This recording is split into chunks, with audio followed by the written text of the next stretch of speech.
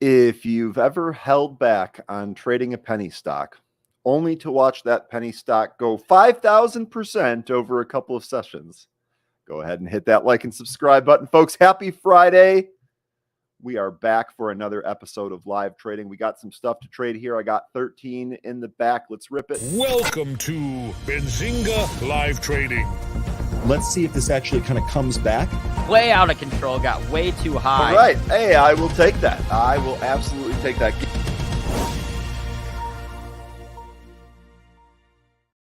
Good morning, folks, and welcome back. It is great to see a whole bunch of people. Greetings, Charles. Good morning, Jane Smith. Good morning, Becca. Good morning, Market Sniper. Good morning, Nick. Good morning, STFU.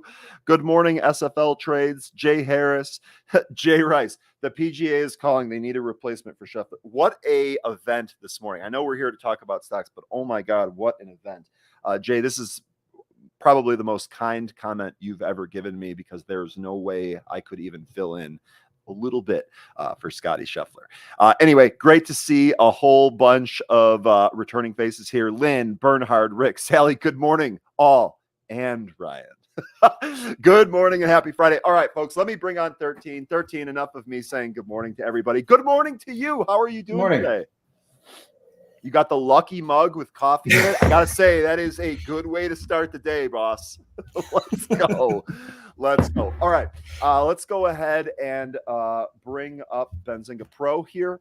Let me go ahead and add the watermark too.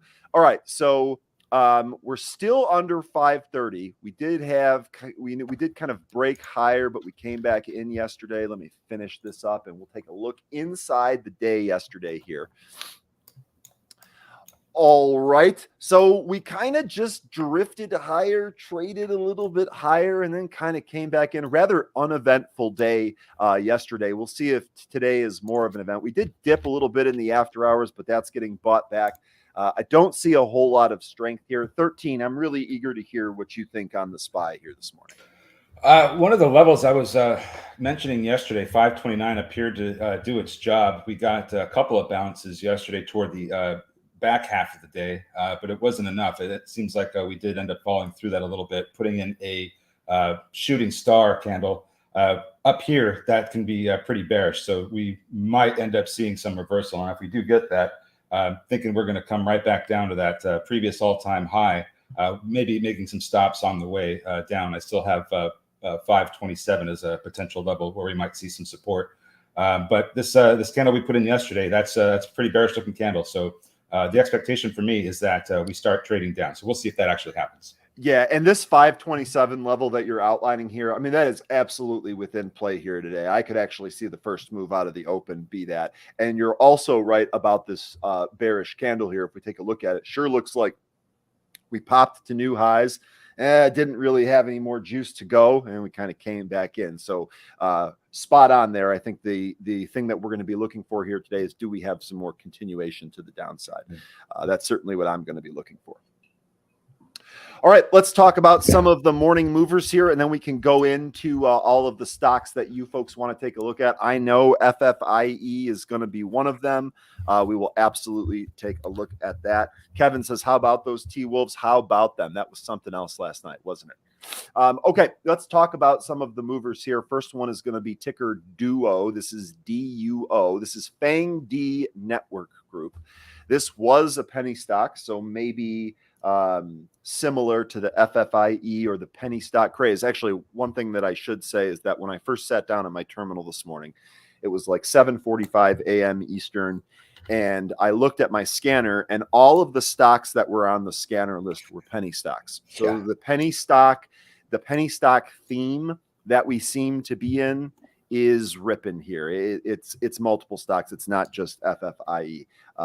So in any case, Duo was a penny stock. This popped almost, this is what, 236 looks like the high print.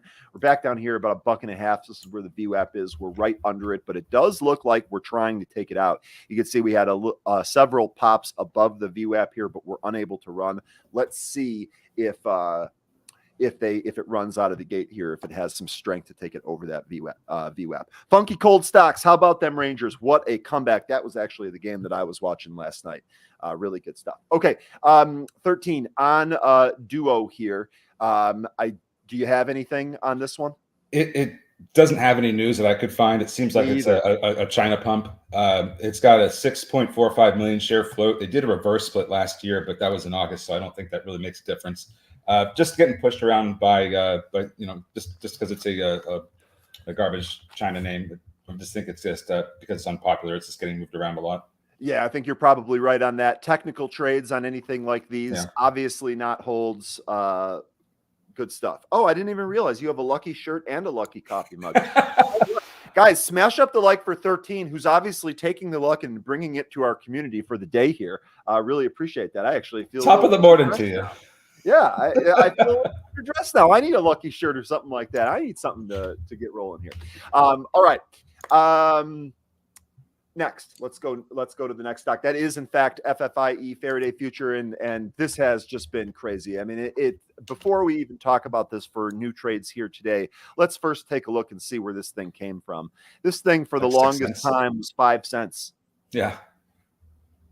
It was 5 cents, right? And here we are printing 260. Actually, on this 15-minute chart, this looks like a flag here. This kind of it does a little bit, doesn't it? Yeah.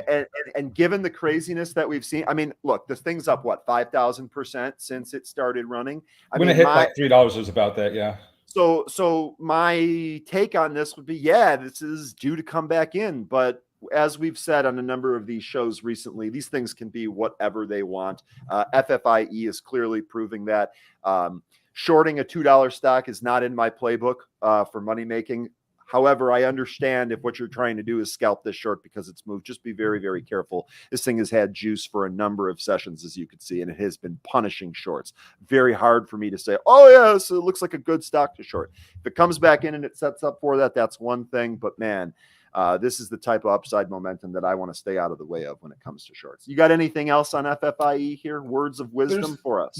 Yeah, there's nothing new I really need to cover with the stock. We've talked about this one already. For me, I would just, if I'm going to be trading this, and if anybody else is going to be trading this, just look to the left, look where some levels are. You can understand where the downside is, where there's been getting some support, where there's been resistance. I think for today, it's just going to be a matter of watching levels. And if you have other methods that you use to, track breakouts using EMAs or Bollinger Bands or whatever it is you're using, just understand that we're very extended and there are some downside risks coming out of this now. But by all means, if you find the means to trade this, go for it. This thing could probably end up going higher. Who knows? Yeah, well said. Some really good words of wisdom there for 13, as usual. While we were talking, what's that? I said thank you, Kevin, because there was hoping. Oh yeah, all those storms. Yeah, how was that, by the way? It's raining here in Detroit for the first time since I got down. We had like some Category 4 hurricane winds, but none of the trees fell over. I'll get into it with you later, but there was a tree that fell over at my in-laws' house in a different part of Texas. But anyway, it's been windy and wet lately. So, okay. But we're fine. Okay, good. Glad everything's okay. By the way, while we were talking about FFIE, sorry, Carm, BNRG ended up passing it on the list here. So this is Bren Miller Energy. Stock was about $2 yesterday, popped as high as 8, has come all the way back down to 338. Yikes, be careful here. Bren Miller Energy shares are trading higher after the company reported its project pipeline has expanded to 49 potential contracts valued at over $500 million in 12 industries across 13 countries. So a lot of stuff there. Seems like a pretty good PR, but market really kind of sold this one back in. I know this just happened 13, so this might not have been on your list. If you have anything here, floats just about $1 million. This is BNRG. BNRG. Yeah, I got this one. This one was actually moved earlier because it got as high as 733. So it was on the list from earlier this morning. It's on the pipeline expansion up to a $500 million value. If all that goes through, it's got a 1.02 million share float, very low float, easy to move around. They did a reverse split at the end of the year in December on the 4th. So that's about all I have on this one. It seems like after this initial move up and we're moving down now, I think this could provide some opportunities once we open, as this is showing weakness into the open. So we might get the strength to return after the market opens. Okay. Really good stuff here on Bread Miller. We'll see if this gives us a play here today. Next is going to be MDJH. Let me actually get off the 15-minute chart so we can get a more granular view of this one. This one looks like it's already round tripped here in the pre-market. All right, so we popped as high as what I got, about 228 as the high print here. We came all the way back in. We're beneath the VWAP here. We click on the news tab. I don't see anything. I don't see anything here with this one. This kind of looks risky to me. This one I would stay away from. What say you, 13? So this is the second one that I'm seeing today. We just talked about DUO, and this is the second China-related stock to their. It's related to the real estate sector. If you know what's going on with China and their real estate, that should give you pause, or at least not the stomach to want to hold any of these these Chinese real estate names. So just keep that in mind. There's this one and DUO that are both very similar. They operate out of they get their revenue apparently from operations in the real estate sector. I'd have to figure out what each one does specifically, but just seeing how they're both getting their revenue from China or operating out of China, and they are operating in the real estate segment, that makes me worried about these stocks. Yeah, indeed. I'm with you there. STFU, rather entertaining here this morning. Woke up on the saucy side of the bed. Woke up and chose violence here today. STFU, I love it. MDGH is how you spell pump and dump in Mandarin. LOL. Well-placed joke there. Real quick, let me address this comment. Alec, thanks for joining us. Welcome. Happy Friday. Alec is asking, hey, Ryan and 13, do you guys trade pre-market and after hours? And I'll start here, 13. I will say this. I don't very often. When I was newer in this career, I was intrigued with, the pre-market. I can trade before the market opens. Yeah, that's must be what the pros do. There are some cases where it works out. If there's a news story on something that I'm watching and that news breaks in the pre-market and that's something that I've kind of been waiting for, yeah, maybe. But for the most part, especially with some of these movers that we're taking a look at for the purpose of day trading, I generally try to stay out of the extended sessions, which includes the pre-market and the after hours. The volume's not there. The market makers aren't there. You often get skewed prices. The stock can go higher in the pre-market than it would in the regular session. So generally speaking, I use that time to prepare for the regular session. But again, there's no one size fits all for me. If there's a really good stock that I've been waiting on that reports news after hours, I might pick some up hoping for a gap the next day. I've done that before. I'll likely do that again. How about you, 13? I won't repeat everything you just said, since I pretty much aligned with the reasoning why you don't trade in the pre-market after hours.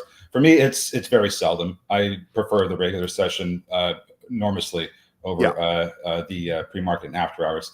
But I do sometimes. It's just very, very seldomly, and I have to feel lucky.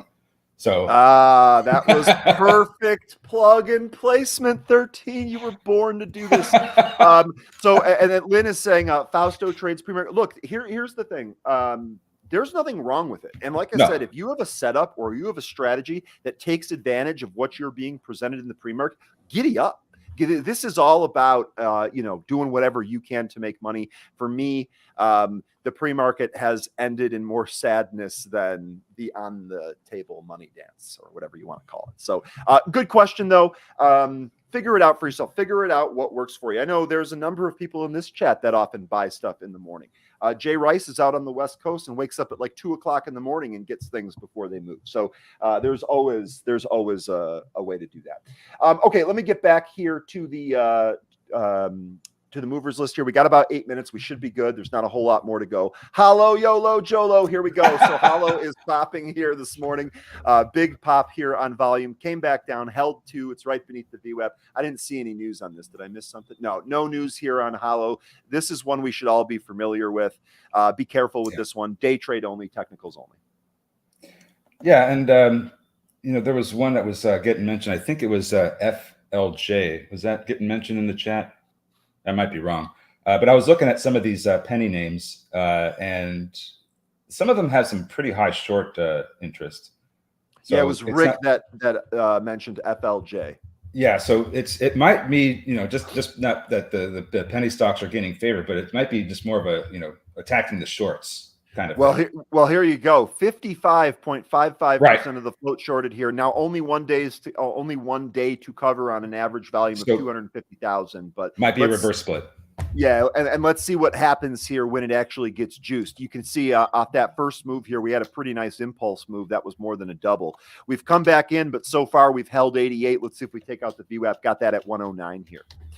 Got that at 109 here. So Jay's Life, a really good trade. See, here's a great example, right? Looks like, Jay, am I correct in understanding that you took this from the chat that I mentioned FFIE in the chat? Oh, no. Okay. So this is one that you found. I thought you were using the chat to make some nice coin there. I was going to say, congratulations. Sorry, I don't have the soundboard. Otherwise, I'd be giving you all types of fun sounds there. Okay, let's keep going. This is another one that I wanted to talk about. Reddit here. Reddit shares are trading higher after the company announced a partnership with OpenAI. You can see this actually spiked to 66. We've come back in a little bit. We still are holding higher. Stock closed around 56 bucks, just a little bit north of that yesterday. So Reddit on deck here today. We got an AI PR. What do you think here? Oh, I wasn't covering Reddit. This is I thought it was interesting how we just kind of got this spike into the after hours. And I think that was on some kind of news, right? I don't think I remember seeing it in the headline. I just don't remember what it was. Yeah, so if we take a look at the news yesterday, Reddit surges post-market following OpenAI partnership. There it is. That's what it was. And I thought that was interesting because what they are intending to do is pull some of the data that users have supplied of in response to questions by other users. I think it's going to use that information in their OpenAI model. So it was interesting. I'm not quite sure what the entire partnership entails, but I thought it was interesting because Reddit has long been a place where people go for answers to ask questions and have conversations. So it's interesting to me that OpenAI is now going to be involved with that. Okay, we'll see how Reddit responds here today. I want to see if it holds this pop here. 66 would be a potential upside break. I'm not sure if it has the juice to get there. What's interesting is also that FLJ that we were talking about just a second ago. That's also another Chinese company that is involved with real estate. So, when we're looking at some of these names, I'm trying to find a common theme going on here. And we're seeing, short squeezes. We're seeing, squeezes on reverse splits. And now we're seeing a bunch of, China names related to real estate. So, we can use some of this information to see if there's any other plays out there that haven't moved yet. And this is not the first time we've seen this either, right? So we've seen something like this before with similar names. Jay Motori here. I don't think you guys understand how helpful you are. I appreciate what both of you guys do. Great information y'all provide for free. You are more than welcome. Thank you for the kind words. The whole goal of what we're trying to do here is raise the tide for the entire community that chooses to join us. And we keep that as free as we can. What you can do, if you're really thankful for that, hit that like and subscribe. That helps us. Doesn't cost a dime. Okay, last one that I wanted to talk about real quick here is Hood. Hood is higher here. Robinhood Markets shares are trading higher after Bank of America upgraded the stock from underperform to buy. So they go from the negative to the positive and raised its price target $10, 14 to 24. Robinhood sitting right here at 19 bucks. Looks like Bank of America doesn't really care about that Wells notice, does it? 13. It doesn't seem like it. Doesn't seem like it. Neither does the market.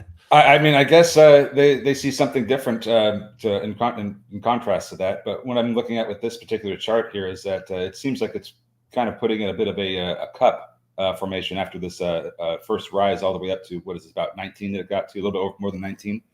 So I'd be looking for the price to come back up and test that high that we just put in this morning. See if we can either break above it or if it gets resisted. But I think that's the next stop is that up towards that high there. Okay. Good stuff there. We got just 2 minutes left. Thank you, STFU, giving us the timer there. One more thing that I wanted to mention here. Sally, are you doing the money dance on the table here because Oost is popping again. We have talked about this one. This is the Sally special is what I'm going to call it.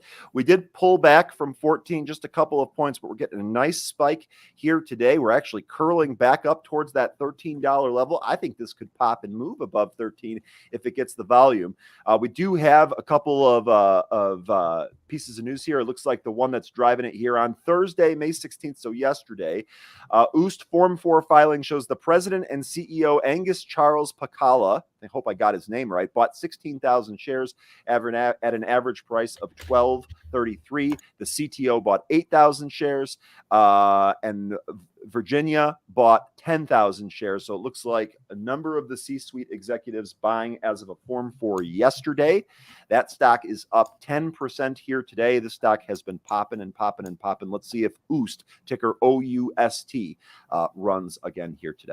Okay, 60 seconds left. Let's go ahead and flip over to the main workspace here. This is going to have my relative volume scanner for day trade identification. While we're waiting for the market to actually open here, we'll go ahead and check in on the memes here. Here's GameStop. You can see GameStop down 21% here. News item, GameStop shares trading lower after the company announced Q1 preliminary results and said it entered into an open market sale agreement under which it may offer and sell up to 45 million shares if it's Class A common stock. Again, Jay, if I had my soundboard here, I'd be giving you a register ring for those puts that you talked about on GME. Massive trade here. GME lower.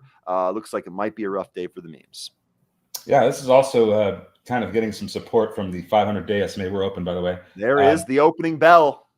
So I would want to see if it that SMA holds up before I just consider getting into this at all. I'm not interested in GME though. Yeah, neither am I. By the way, right out of the gate here on the relative volume scanner, I have two penny stocks, SCPX and SNOA, Sonoma Pharmaceuticals. One of the other penny stocks that you folks were talking about recently was Kraken. Looks like we released the Kraken. How about this? This thing went above 50 yesterday. Big pullback over 50%, drifted higher in the after hours, doing a decent job holding that here. Let's see if the Kraken can break out from 45. I think if it can, it probably tests the high from yesterday. If you're it, here we go. Here we go. Where's my Joker meme with the here we that would have been perfect. Let's see if we break out from 45 here on Kraken. There's 46, 47. Remember, if you have stuff like this, make sure to pay yourself on the way up in accordance with your plan. ASTS, who was mentioning that? Because I took a look at it and I decided to take a quick trade. And wow, looks like it was Christoph. Thank you for putting that on my radar again. Boom, big pop here on ASTS, right up to that 440. That's your high print for the day. Let's see if it breaks above now. That was a great mention. It did look interesting. But that's what our chat does here. That's what we do.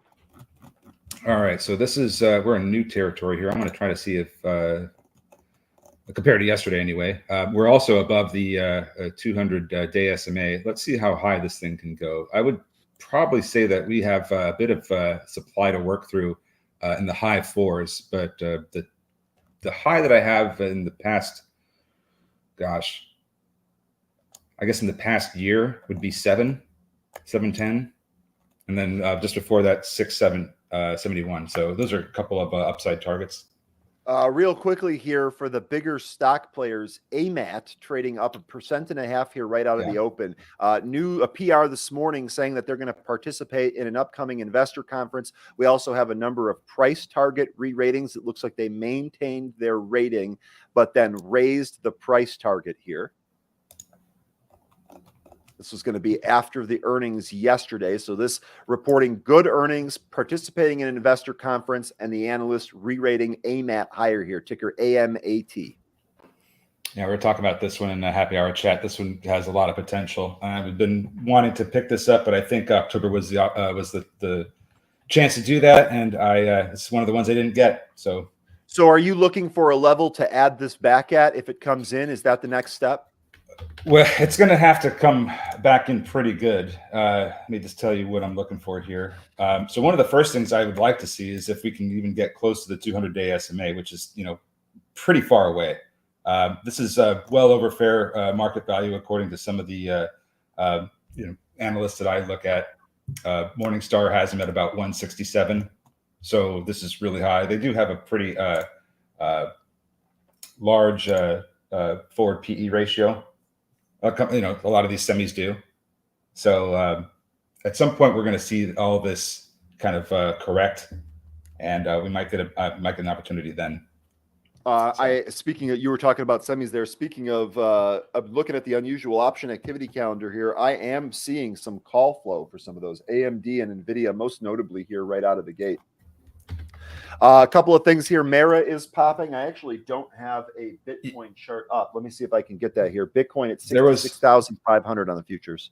There was some news, I think, that worked out in AMD's favor.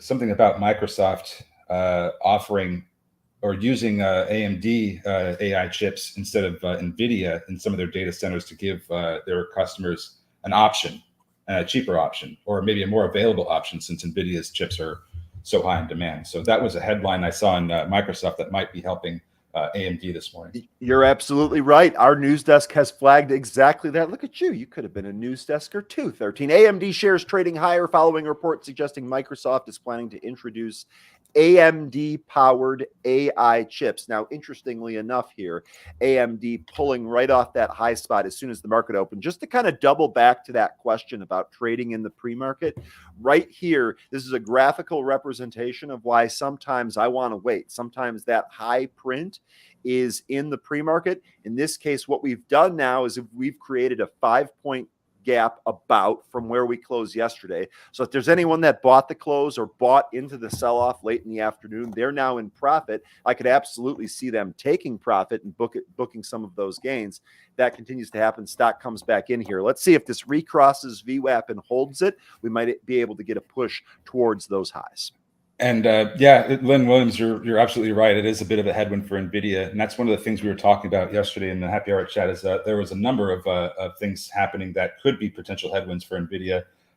One of the things that needs to be understood. AMD testing, sorry to interrupt, AMD testing as we talk right now. It's trying to move higher, 13. No problem. So the thing about NVIDIA is that they're, 5 of their largest customers, if not the largest customers outside of, governments, are Amazon, Meta, Microsoft, Google, and Tesla. They're all building or designing their own in-house AI chips, and they already have some of those companies are already using them. Amazon has their Uranium AI chips. They're working with NVIDIA, so that's helpful to them. Meta, on the other hand, has their MTIA chips, which stands for Meta Training and Inference Accelerator. They're using that in their data centers that are used for ranking and ad recommendation models. Microsoft has the Azure Maya AI chips. Google has their Trillium chips they just unveiled. And Tesla has the Dojo AI chips. So as more of these companies start developing their own chips, it's probably going to end up being a pretty big headwind for NVIDIA that they're not going to be selling to those customers as much anymore. Also, Samsung, really well positioned to do amazing things in the AI space with how they're packaging their chips. So just a few things to keep on your radar when we get NVIDIA earnings next week. Yeah, that sure is. Let me ask you, Joe, do you think that NVIDIA has such like a first mover advantage that it might kind of dwarf what AMD is capable of doing, or maybe minimize the impact of other companies reducing the amount of chips they buy from NVIDIA? I think they did have a first mover advantage. I think where it's going to help get them to slow down is how much they can get those chips produced. I know that there's such demand for it that it's backlogged them. They can't make them fast enough, and so I'm concerned that they may, these companies that are looking for NVIDIA chips might go somewhere else. And now that Microsoft and AMD is offering that alternative, you might see some of those sales go away. Now, NVIDIA is expecting $24 billion in revenue when they report this upcoming quarter. Now, they might have a good quarter. I'm a little more concerned about how they're going to guide going forward. So that's what I'm going to be watching. Okay. Really, really good stuff there. In-depth report there, 13. Great job. Sure. By the way, the Kraken is being released. Becca, are you doing the money dance on the table? Gotta know, because this thing is ripping. Looks like a 60-cent test here is coming. Kraken now over the intraday high from yesterday. Kraken is rolling here.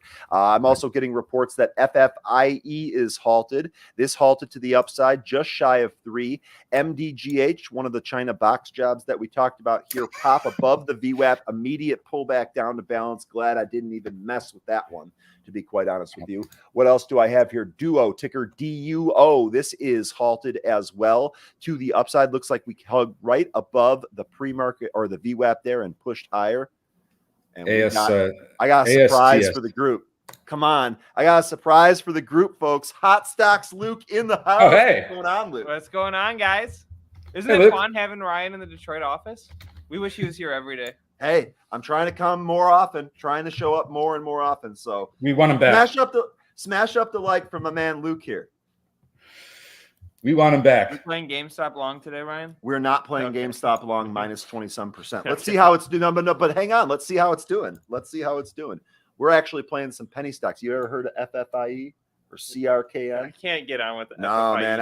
I'm with you on that one. Hey, look, here's GameStop. You think we bounce here? How about a call from Luke here? We We're bounce. going to give him COVID flashbacks, man. I can't believe Andrew left shorted the stock again after what happened last time. And then And he made a ton of money this time.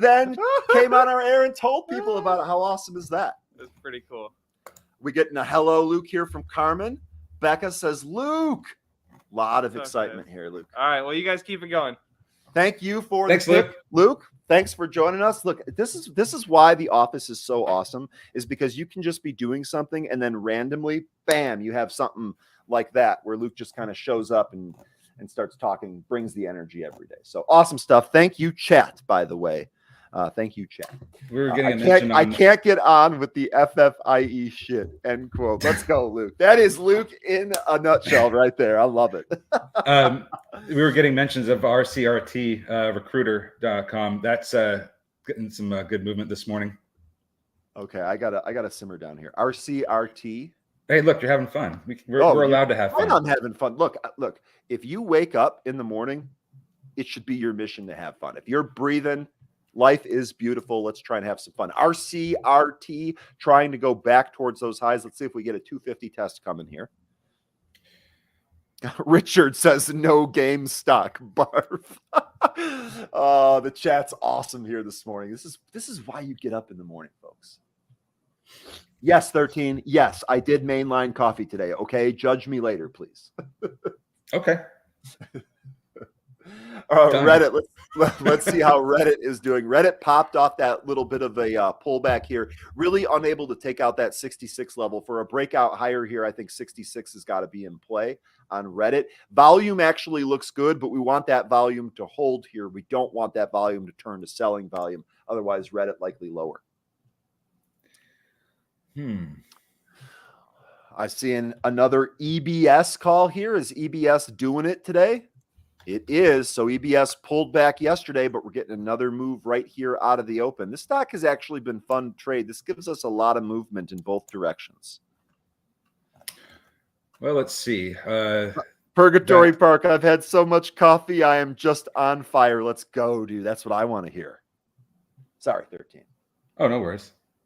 Just kind of looking at EBS here, trying to get a feel for where we could go. Yeah, came kind of right up to where there's consolidation from yesterday. So got to chew through that. The highs that we've had recently in EBS is 596. Aside from that, I think it's just the one level that I have here, which was at 545. Oost. Sally, you are having a morning, aren't you? You're trading EBS. Oost here, break above that 13 that we talked about. Actually holding this flagpole higher here at about 1370. 14 is the next level for me. Ticker OUST. If we take a look at a 15-minute chart, look how sexy this chart is. This is a break waiting to happen here. Let's call it 1420 on Oost. Sally, you got to be doing a money dance. You got to be doing a money dance today. Kraken continuing to hold above 50 cents there. Flashed off my screen briefly. FLJ, that was that other penny stock that we were talking about. Where's that at here? That actually moved lower, still trying to hang on to 80 cents. Just looked at my most speculative account. Kraken is in that one. Well. That's like finding a $20 bill like on the floor when you wake up in the morning, right? I would probably more than that. Kraken here. This looks like this was rejected at 60, but so far coming back in and holding that 50 cents. FFIE is open and it went down. It's trying to recover now.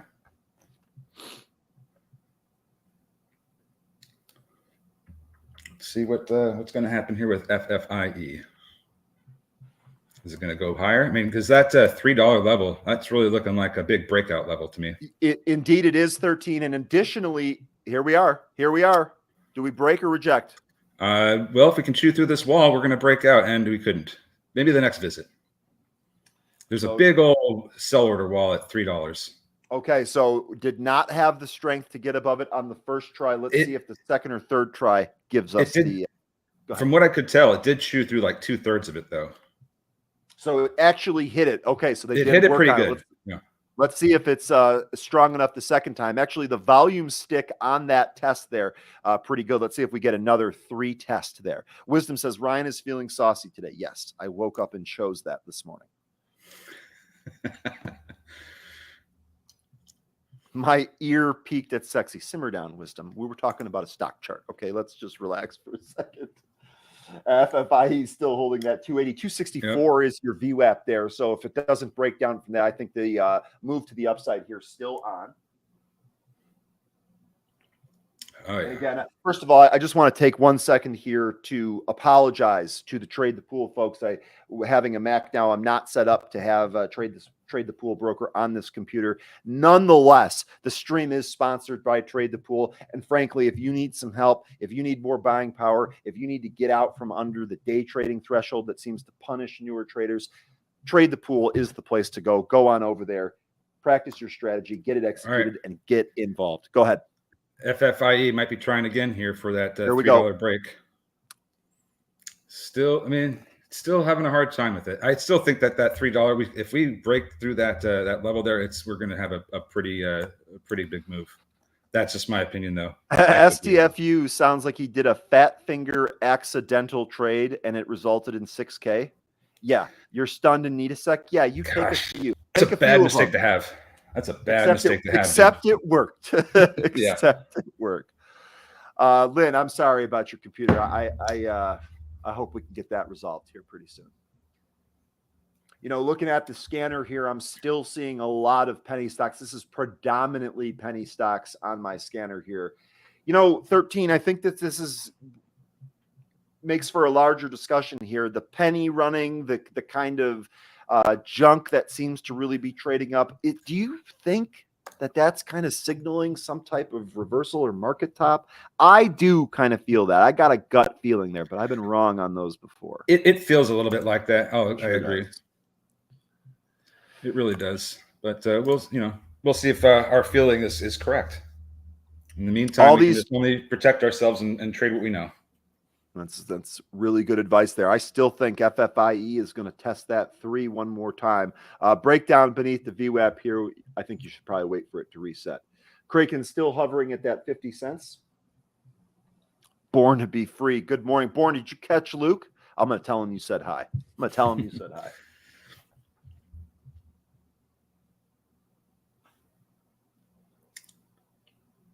What are we looking at? GME keeps going down, so let me just take a look at GME because I was looking to see if that was going to get support from the 500-day SMA, and is it? Come on. Jay Rice says GME looks like teens coming. Let me pull it up here. 13. Rent halted, by the way. Was that to the upside? Yeah, looks like rent bounced and then halted to the upside. Okay, let me pull up GME here. I'm sorry, 13. I stepped on you. No worries. It's okay. Yeah, so we just filled this gap in GME. So I guess that's what the big question is. We fill the gap, we reverse here.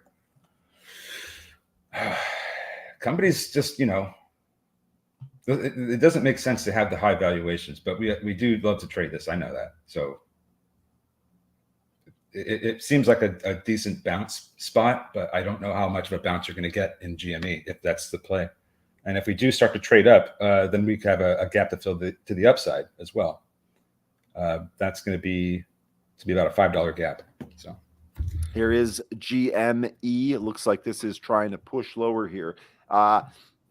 Looking at this chart here, Jay, I'm in complete agreement with you. I think we test the teens here coming up. I really do. I really do. Hood moving up. Hood moving up. I don't see. Oh, yeah, that is on the scanner here. Pardon me. Here you go on Hood. Wow. Okay, so pre-market highs coming here. Great call, chat. Danielle, Sally. Who else was on that one? There was another. Richard. Danielle, Sally, and Richard. Great call on Hood here. Looks like we might snap these pre-market highs. There we are. There's the first test. Okay, looks like Hood's stopping right here. There it goes, and we're through. Let's see if Hood's got some juice to move higher here. Nice little snap there. Nice bounce off that 1850 level, too. I don't see anything on this chart. I mean, I guess, yeah, maybe we did kind of consolidate this 1850. Not bad. Not bad. We're coming up to the intraday highs from yesterday. Had that at 1924. Yeah, 1924 on Hood. This one looking good here this morning. Yeah, DJF, you're probably right about that. And Lion, I think that's probably the better play anyway. DJF, good comment here. Normally, I'd say GME bounces, but they killed any chance of that by doing a share offering. I feel that way too. The one thing I will say about GME, a little bit of a caveat here, it behaves differently than some of the regular things that we think. So I could actually see it popping, but I'm with you here. It sure looks like it's going lower here. Hood continuing to move. We are at yesterday's intraday high, ticker HOOD. Kraken backed off that 50 spot.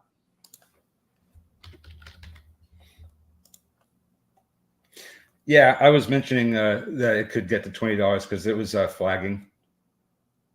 That was Hood.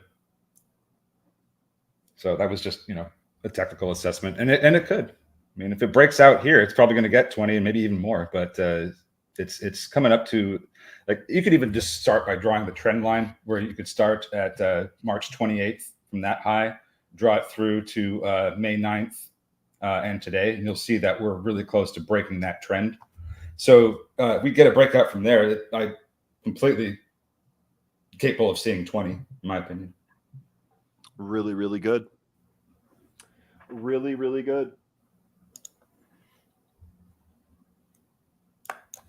Yeah, it's a good call line. STFU with a $10 support sticker here. Much appreciated. 20 minutes before the bell. STFU FFIE is at 280. I would bet it drops to either yesterday's high of 235 or the second VWAP of 131 before trying to take out the pre-market high of 302. I think we should probably look at that. Here. So let's take a look at those levels. I would bet it drops to 235. Well, gosh, you went to 230. Amazing call. And then it did. Nice. Go ahead and test that 3. STFU, you hooked one here today. Great job on that trade. And we appreciate the support sticker. And Elon, I see that too. I'm kind of just holding where I'm at right now with my position. Just want to see what it does. If it, I trade around this still too. I know that that's not advisable to from some folks just to buy this and hold it, but I like to trade around this. So when it goes down, I'll add more, and when it goes up, I'll lighten. But that's just what I've been doing. I appreciate the shout out though.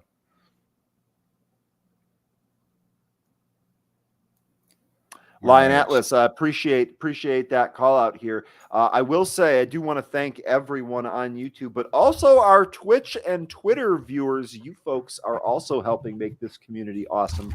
So just make sure you hit that like. If you are on Twitter or Twitch, you could actually help more by quickly going over to YouTube and hitting that like. Lion Atlas, I really appreciate you making that call there. Nice entry, STFU and FFIE. Yeah, and looks like FFIE is trying to get to 3 again.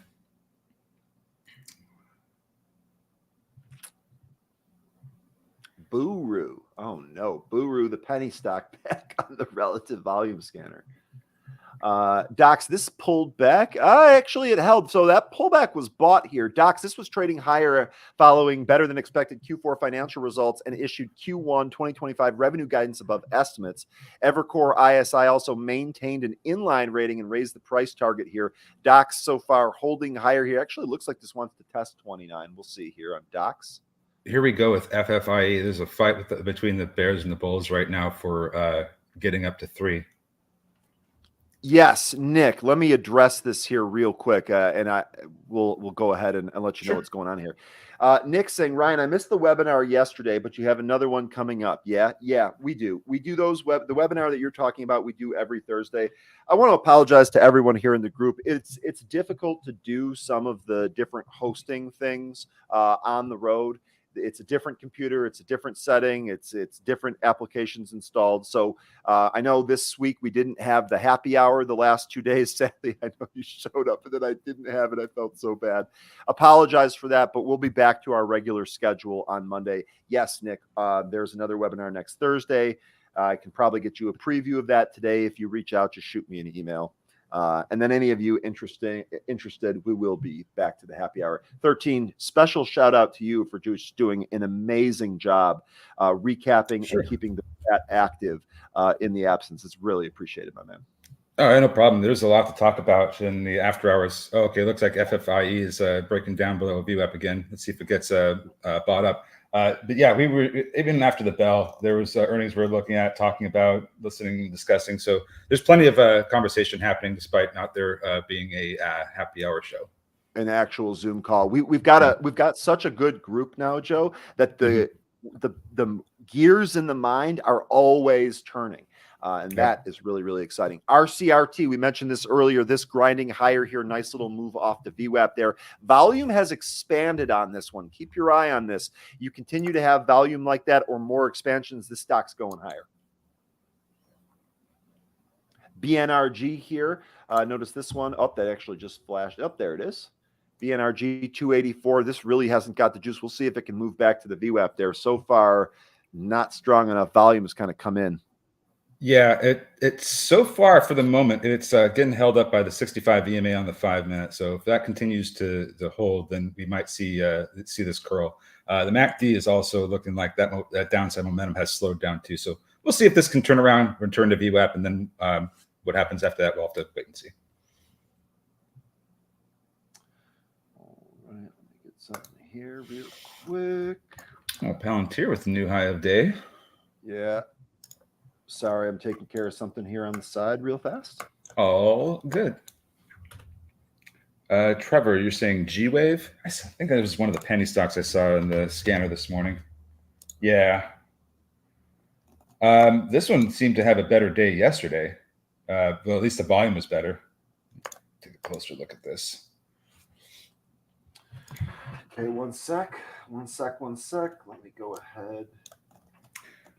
So as far as G-Wave goes, it seems like we did put in a high in the early morning, that high being 27 cents. So that's the level that I would either, if I got in down to the consolidation this morning, I'd either exit there or look for a breakout and take my profits thereafter. How you're going to trade this is up to you, but I'd be looking at 27 cents as an important level of resistance that could be broken. The other thing here is that the action on G-Wave in the pre-market here, we actually took out yesterday's intraday high, dipped back beneath it and the VWAP, and then took both of those areas out. It actually looks like it took a couple of attempts to do that. So it is firming up here. I think that this is probably in play and probably goes higher if this breaks. That's what we saw in FFIE and Kraken. They both went a lot higher. Kraken, by the way, still holding at about 49 cents there. GCT being mentioned in the chat. Duo, by the way, halted a third time here. I took that off my screen. It's not even really moving. That kind of feels like a bummer, man. Let's take a look at GCT here. Giga Cloud Technologies has been a great call from our chat. Carmen, weren't you on this one a while ago too? Sydney, Sally, Carmen. I think this is I think this one gets played a lot here. Palantir, you guys are talking about Sofi. Take a look at Sofi. Don't see it on Kraken. Looks like it might be going for 50 again. Doesn't have the greatest volume, but when we traded earlier this week, CCLD is having some nice moves this morning. Okay, I'll take a look at a new issue. CCLD. Yeah, we were trading this one earlier this week. Care Cloud. FFIE breaking down. This actually is a pretty good formation here at 13. Let's see if 3 gets tested there. Yeah.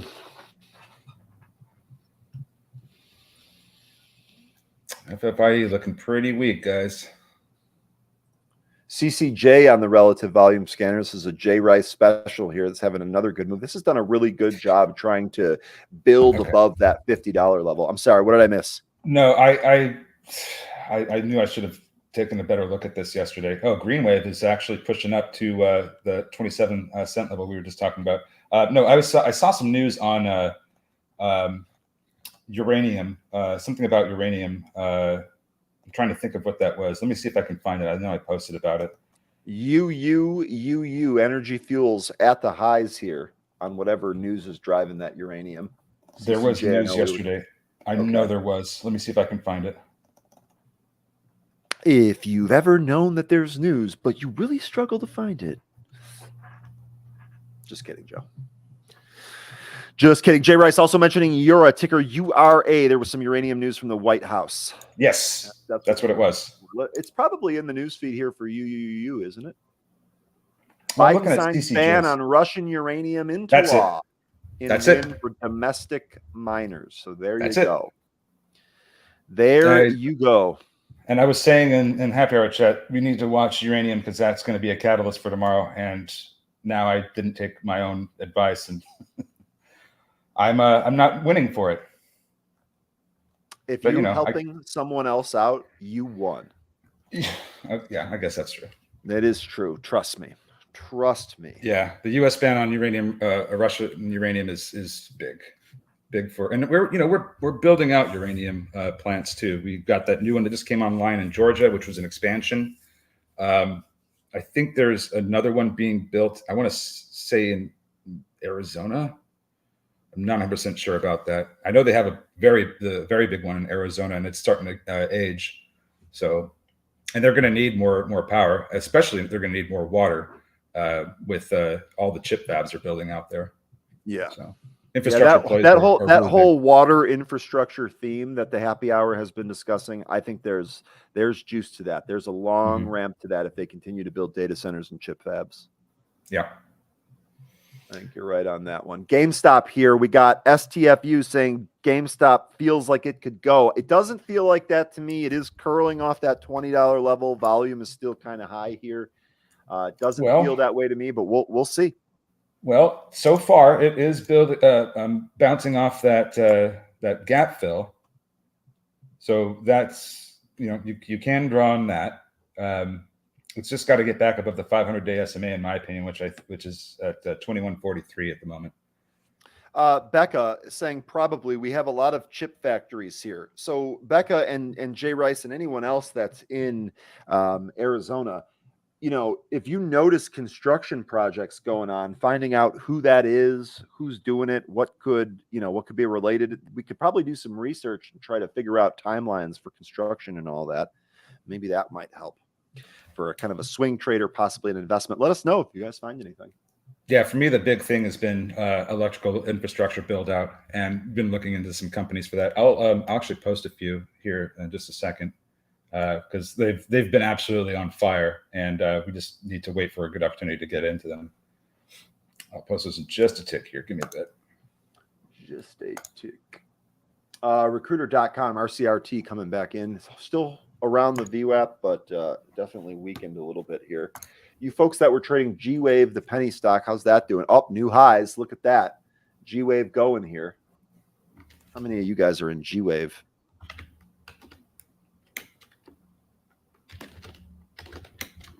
Looking at some of these other stocks that are in here. Trying to see if there's any new pattern. It is almost all penny stocks. Here's IPW from earlier this week. This is higher here. iPower. Where's Crow at?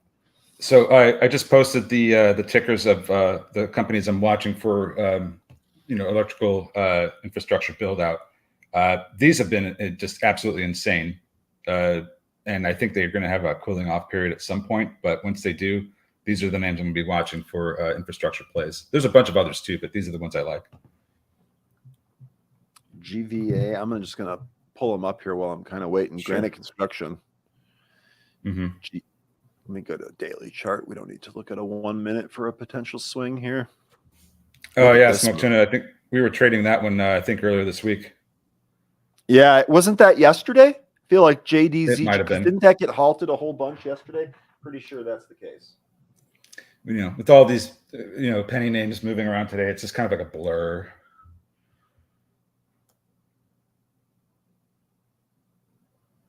Oh, thanks, Jay Rice. So he's got a position in it.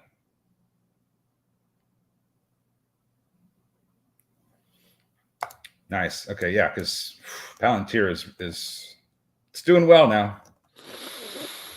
That was a nice blast off. Thank you for that. Palantir is blasting off as we speak. Did I get that right? Yeah. Let's go.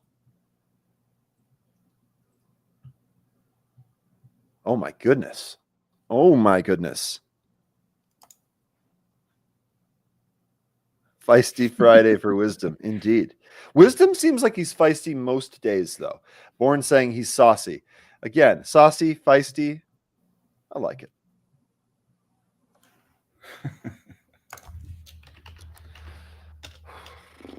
Okay. What do we got here? Doximity continuing to come in. IPW. Yep, IPW new highs above 2 here. Probably trim into this move if you're in from the VWAP. I'm writing those You guys down. are mentioning. Sorry, go ahead. I was just mentioning Lion Atlas with the Uranium plays. I'm writing those down too. I don't think I have all those. ASTS here curling back up towards the intraday highs. Fabian, thank you for joining us from our Twitter crowd asking about Peggy, right? PEGY. Let's take a look at that, my man. Pineapple Energy. What's this doing here? So it looks like this did pop. It held the VWAP, another one of these penny stocks. We'll see if this one can get rolling. Honestly, I'd like to see the volume higher than what it was yesterday. So I don't really think this has the juice unless something changes with the volume. It looks like FFIE is about to break down. Let's see if we can get that here.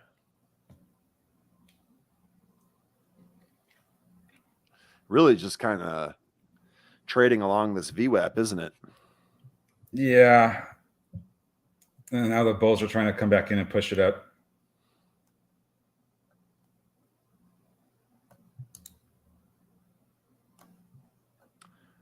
Hood above 19. Grab holdings still doing well from yesterday. Interesting. All right, what else do you folks got? Jay Rice mentioning Netflix. I actually saw another Twitter mentioning that. Haven't pulled up a Netflix chart yet here today. Let's do that. The entire earnings filled the entire earnings gap, about 75 points. Here is that gap that is filled. This actually next here looks like this is going to try to go higher above 640, Jay.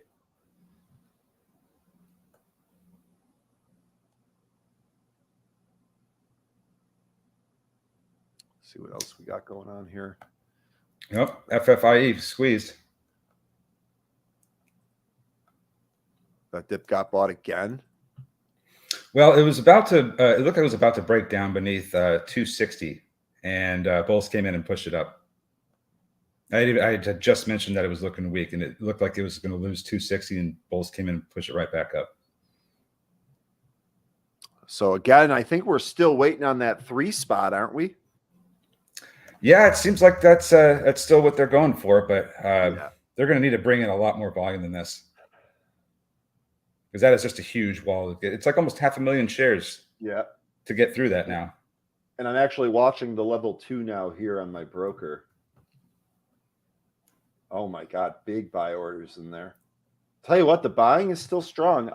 The whim here says that it's trading higher. The stock has seen interest from retail investors on social media.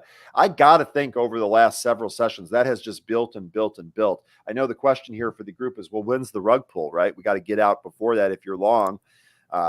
Your guess is as good as mine. I think we're going for 3 here, 13. I really do. Could very well do that. Hey, and at the same time, GME is still making me second guess myself. It looks like that gap fill is starting to really turn around from here. It was beneath $21. Now we're at $21.18, slowly moving back up. But that 500-day SMA is still at $21.43. Going to be interesting to see what happens if we get up to that level.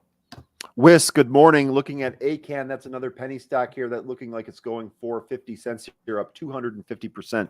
Whisk, what did you think about the Scotty Scheffler incident this morning? I want to get your take on that here.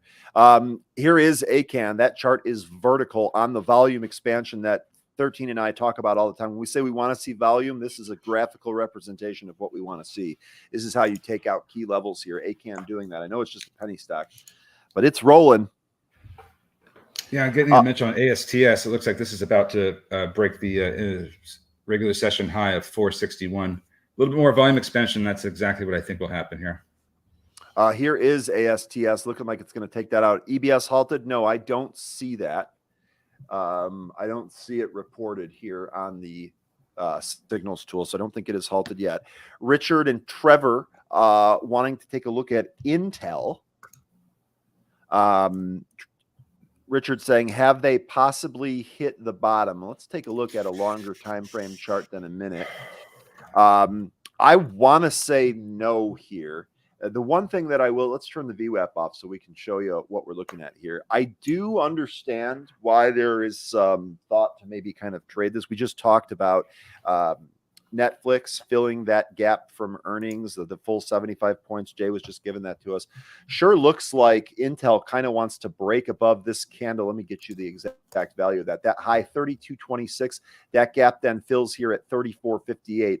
It looks like they want to do that here. The chart is telling me that, but I mean, man, Intel has really kind of been behind. And as far as the AI angle, 13, tell me if this jives with you, but I feel like they're several steps behind some of these leaders here. And the Intel chips more kind of like legacy tech, don't you think?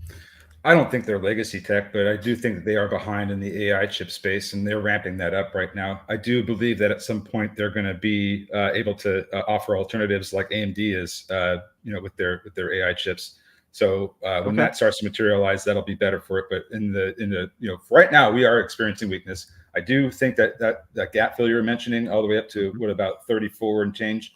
That could, I believe that could happen, and then we might see a reversal. So there's a lot of moving averages and a lot of resistance levels that it has to get through in order to see more upside. But I think that the gap fill and reversal seems to be more likely at this point. We've also had a golden cross recently that happened on early May, like May 1st or 2nd. So that implies that there's going to be more downside despite the price having risen off of the $29 area. So I do think that this is a bit of a recovery, but we're going to end up going lower, which is going to be fine with me. I've already started building a position in this. I would like to see lower prices. I have 25 as my next level, and I think 25 might be about where we could see a bottom in this. So probably closer to 25 would be my estimation on a bottom in the future. Well, here's something else, 13, that I'm sure you remember. First of all, 25, this was a monster call back in 2023 when the Happy Hour group was talking about trading Intel and Intel possibly being a good buy down here after it was really in a tough downtrend. This actually was a double from that 25 call, and there were several members from the Happy Hour chat that ended up taking this here. I agree with you, 13. If this rolls over and tests 25, I'm going to be backing up the truck and buying it too. I'm not a lover of Intel here, but I'd go after it at that 25 level. This triple bottom right here did a great job holding. We doubled off that. As far as the AI goes, okay, maybe legacy tech was a little too harsh. Sorry, but I think that the ramp to kind of get a competitive AI chip is not going to be a very quick one. Good to see that they're doing that. I just don't know how competitive it's going to be, how fast. The more I look at this, the more I kind of want to try to play it for a gap fill. We'll see. Trevor, the guys that were looking for Intel, Richard and Trevor, let us know if that's helpful for you at all. Getting a mention at GameStop, it was going higher, and it looked like it had popped briefly above the 500-day SMA price. It came back in. Still looking to see if we get that gap fill today. That gap fill will take us all the way to over $27. So here it is. So by the way, STFU, I think when you were this is $1 higher than when you had first mentioned that you thought this was going to go. So not a huge run here by GameStop standards, but this did come up off the low that you were talking about. Really good spot there. Really good spot there. Thanks for the mention wisdom on DMAT. This is an ETF for disruptive materials, and that's considering that we're talking about uranium and I'm sure gold, silver, copper. Not that they're super disruptive, but I think they're all part of this ETF. Is that correct? I think that this ETF does pretty well. Another thing that we're really looking into are emerging markets ETFs. You'll have to give me a second. I had a pretty good one, but I just don't know a whole lot about the management. Give me a bit here. I'll find it for you. Yep, But take your time. Take your time. I got you, bro. oh wow, ASTS with a pop and drop. Got over that level and traded up to 464 and came back in, testing VWAPs. And it's still coming in. Yeah, that's exactly it. 13. I think we do go to the VWAP here.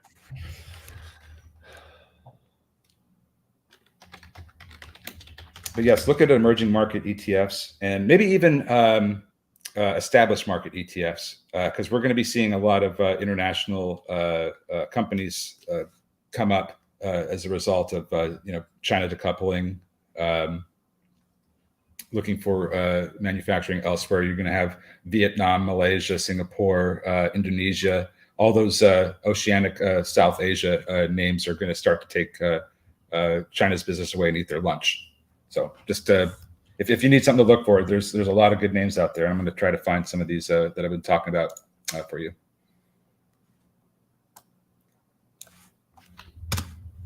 Wisdom says, I got myself in a few emerging India. Yeah, that's a good. Yes, India too. That's a good one.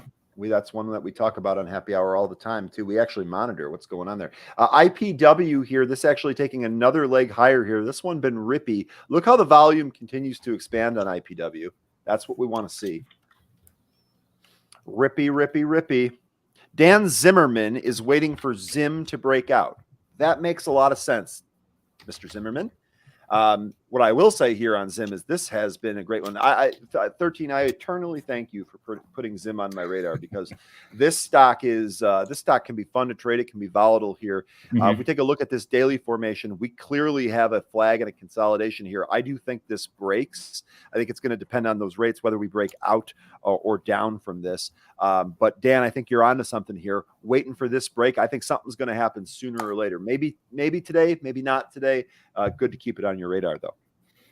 Yeah, Zim was just the right theme at the right time, and we did really well on that one.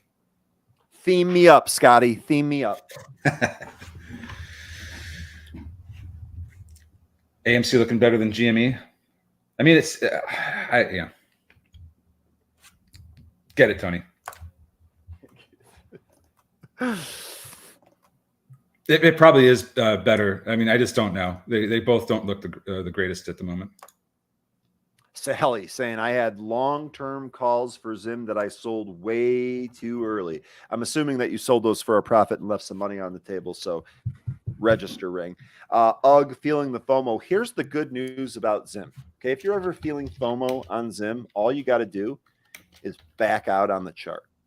And it will become very apparent that you will get another opportunity. So I think this is one of those situations where we talk about patience, P-A-Y, patience.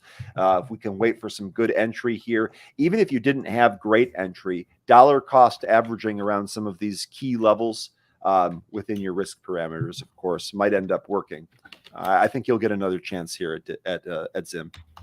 I did, but still, oof. Yeah, no, look, I've been there.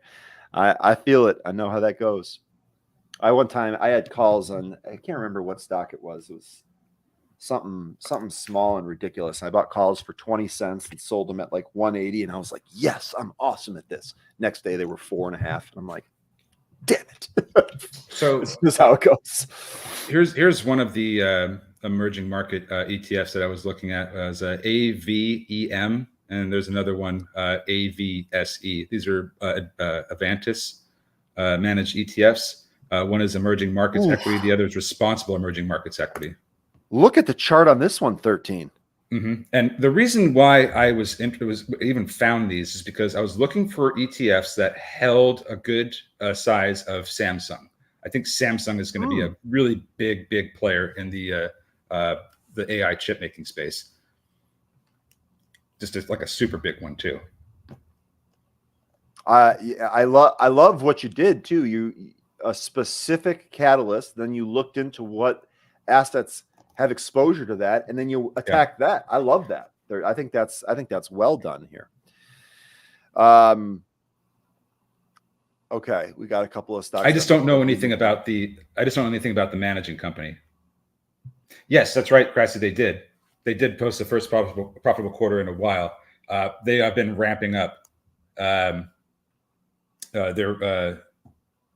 been ramping up a number of things actually, but the most important thing that they've come out with lately is their new packaging procedures for their CPUs. It's essentially sandwiching them on top of each other instead of having them side by side. So you have a lot more room. Their packaging process appears to be miles ahead of Taiwan Semiconductors. So I think they're in a really good position to package and produce some AI chips that are going to be very competitive with what what TSM is making.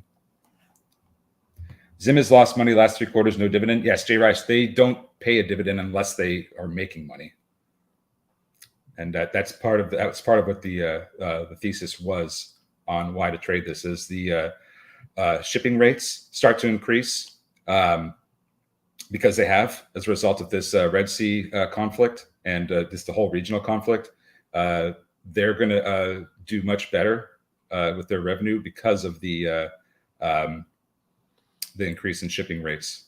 And they were negotiating new contracts at the time when the shipping rates were very, very high in Q1. So we should be seeing some revenue results from that in the subsequent reports that we're getting. I think their next one is coming up pretty soon. Let me double check on when their next earnings date is. While you double check on that one, Palantir, we talked about that spike all the way up towards 22, actually went through 22, has come back in, but looks like it's trying to reclaim the VWAP here. Was another stuff. Oh, Boot, Purgatory Park. You were talking about Boot. Let's take a look at that here real quick. Boot Barn, this was great. This was great. Yeah. I actually brought one of the hoodies that I got from Boot Barn on this trip here. I don't think that has anything to do with it, but nonetheless, Boot Barn, this looks really good here. This came back green. After earnings here, continues to move. This to me looks like 116 is probably they're gonna try that again. So who was saying that they were looking for more upside in Zim? Was that somebody that was who said that? I heard you talking about it earlier. You said somebody was looking for more upside in Zim. Are you asking me? Yeah. Oh, I think I was talking about, Sally had mentioned that she had long-term calls and she sold them for a gain, but too early. And my thought was, well, you're going to get another opportunity to load some of those calls at some point. That wasn't it. Somebody. Oh, it wasn't today. Okay. No. There was something that somebody had said today about they're waiting. Oh, it was Dan. Here it is. It was Dan Zimmerman. How did That's it. Dan Zimmerman. Talking about Zim. How did I mess that up? Yeah, so that's kind of what I was looking at. Now they do report in 4 days, so this could be the report where we see the reflection of the increased shipping rates, translate into their revenue.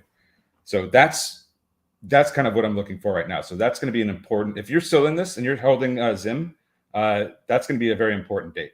So put that on your calendar. Absolutely. See what else we got going here. IPW came back in. Recruiter.com trying to hold on to $2. Reddit did take 65. Remember, 66 is that spot that we're kind of waiting for there on Reddit. Baba up 3.5% here today.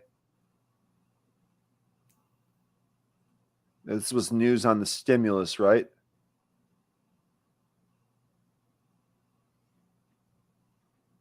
Citron posted Baba gaining momentum should cruise past 1,000, poised to emulate the success of Amazon. Past $1,000 a share? 1,100. God. Yeah, that was. Thank you for catching that 113. That would have been pretty bad. Because I would probably load up if that was the case. Yeah. I would buy a pretty big lottery ticket and be like, okay, well, let's see if that's what happens. FFIE, sorry, go ahead. No, I was going to say, I actually missed this yesterday. It looks like Michael Burry owns some. Was Stay Focused talking about that yesterday? Maybe. Michael Burry had sold some stocks, and I think he bought others. I think he bought Baba and JD. Yeah, that's what was listed in that newsprint there. You're exactly right. Baba moving higher off that now. Good to know my memory's not completely shot. What was the other? Weren't you just suggesting a stock we take a look at here? Maybe not. Oh, I was just talking about FFIE, still trying to. Oh, hold FFIE. that. Here we go. Yeah, it keeps falling down, and then it gets propped back up by the 65 EMA. At least that's the EMA that it keeps trading back above whenever it drops on my chart. So, but that's thanks, Jay Rice. Tepper and Burry bought Baba. And so I'm not surprised to see that trading action here. Jay, you like Tepper better than Burry? He sold something too, a big name, didn't he? Which one, Tepper or Burry? Burry sold a big name out of his portfolio. I'm pretty sure he did. I want to say it was something like Google or something, but I don't know.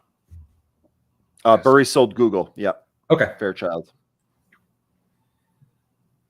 And yeah, I guess it's from his point of view, he went heavy into China because China's just absolutely been clobbered and all those names are down. So and I don't think there's a good reason to hold that for a very long time, but it's because of how beat up it is. It makes it for a very attractive trade on weakness. So there should be some strength in which I think he'll end up selling into. That's my opinion, though. Should we ask Anne Marie about Sure. potential Baba trades? Maybe we should do that when she comes on today. Good call, chat. Good call, Chad. And honestly, I haven't followed a lot of what Tepper and Burry have done recently, but that's really, really helpful. I appreciate you guys staying up on that. Yep. It kind of helps to know what some of these big names are doing. Yeah, it definitely does. I know it's options expiration, but I haven't seen a whole lot of really crazy, unusual options come across the wire yet. I'll keep an eye out for it, but I haven't seen it yet. What's concerning is how we've just been sideways all day with FFIE. It's gonna, it's just kind of is gonna be one big move to the upside or a big move to the downside when we consolidate like this. It's going to be a breakup or a breakdown, and it's going to happen fast as hell. Absolutely.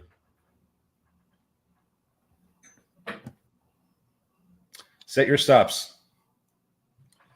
Let's see what FinTwit is up to today.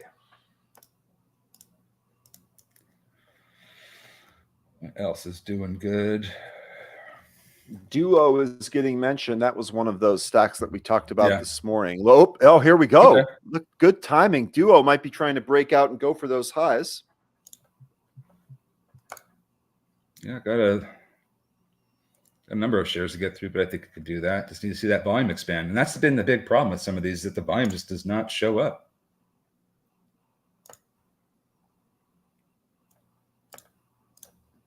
Oost reclaimed the VWAP and took it out again. That's moving here on OUST. Duo continuing to try here. Tom Tran asking, what was the catalyst on FFIE? This has been short squeeze and the tariffs. This has been ripping recently. We've covered the short interest here, and as 13 said, the tariffs. Good Lord.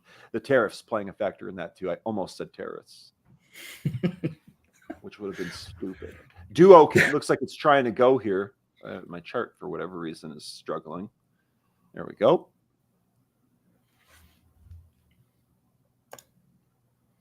Let's see if it can get above 178 here. A big old order just came in at 172 to try to push it down some more. No, it took it out. It looks like 180 is this big level to get over. You're welcome, Tom. And thank you, Elon. We'll see if she has any updated thoughts on that here today. You guys are also mentioning that Kraken is curling. Are we getting ready to release it again? It's finding some resistance there at the VWAP. Boy, this looks like it actually went above. Yes, it stopped at 60 cents here. Okay. Let's see what Duo went down. Reddit still can't get that 60. How's Tesla doing? Have we even looked at why are SSYS calls getting bought? SSYS. This is a stock. I've been in this for too long, frankly, and this stock has underperformed. This has not been a good trade. Well, so I'm because they can't decide on who they want to buy them out. Right? That's basically what it's come down to. They've had multiple offers from multiple companies, and they've pretty much rejected all of them. Yeah. So this is what you get when you don't take the offer, I guess. Well, let's hope this conference call that's coming up in the earnings here are going to be good. I just noticed some calls on the scanner there. It kind of stood out, but in any case, okay. How are you folks doing? ASTS getting mentioned here for new highs. I didn't see it on here. That one's been really good today. It was good earlier this week too. So this one is interesting because it's either going to triple top or it's going to break out here. It looks like it's set up to break out. It sure failed does. to break out. It failed to break out. It tried to do earlier. It got as high as 464. This would have to be the other one to go. And if it doesn't, then it might be done. Yes, thank you, Wisdom. Thank you, Wisdom, for assigning a number to my trauma. 38% to the downside. Heart. ASTS. This triangle here looks like this does want to break higher.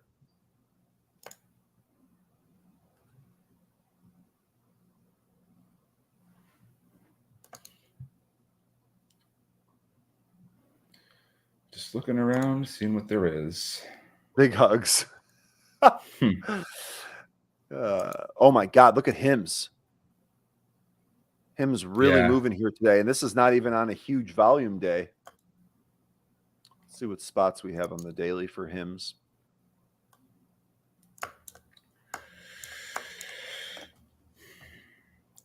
All right. Is FFIE gonna push here, or is this the last move before we finally get the breakout of the consolidation?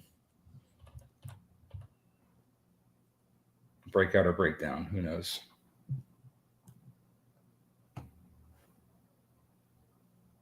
Show us the doll where the meme stock hurts you.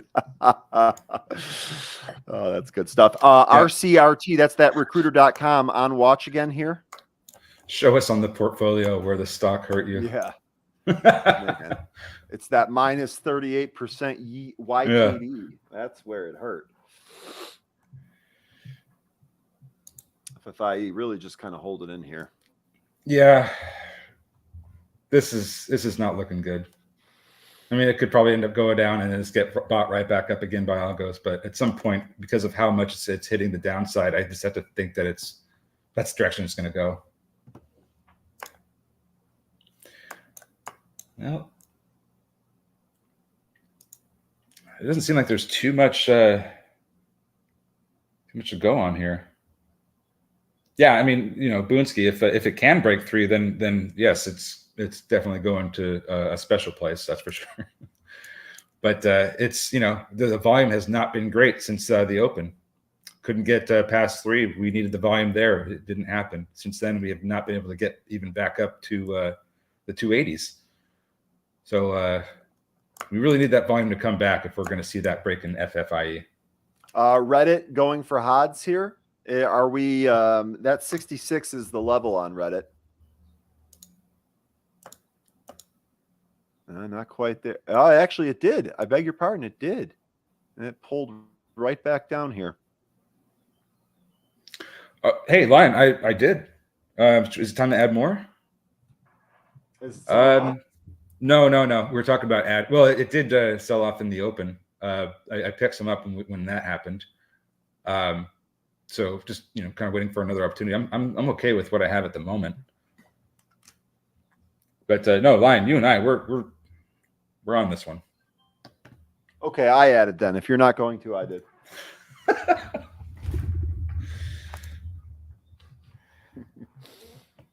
Duo with some ugly upper shadows in the past 10 minutes here. Jay, this is kind of what I was thinking too. If GME breaks down through that 20, it'd probably accelerate to the downside. Are we getting that yet? 28 cents away. So this rolled over off that attempted bounce, right? Didn't quite get to the VWAP and rolled over here. Let's watch and see if this breaks down through 20. Yeah, Kingdom Lamb, IPW, we've been on that here. That's actually been a multi-day. IPW has been I think Crow was on that a few days ago, if I'm not mistaken. Looks like 1750 is going to be, if GME does break down, after the 20-day SMA, I'd say 1750 looks like a spot where we might get support.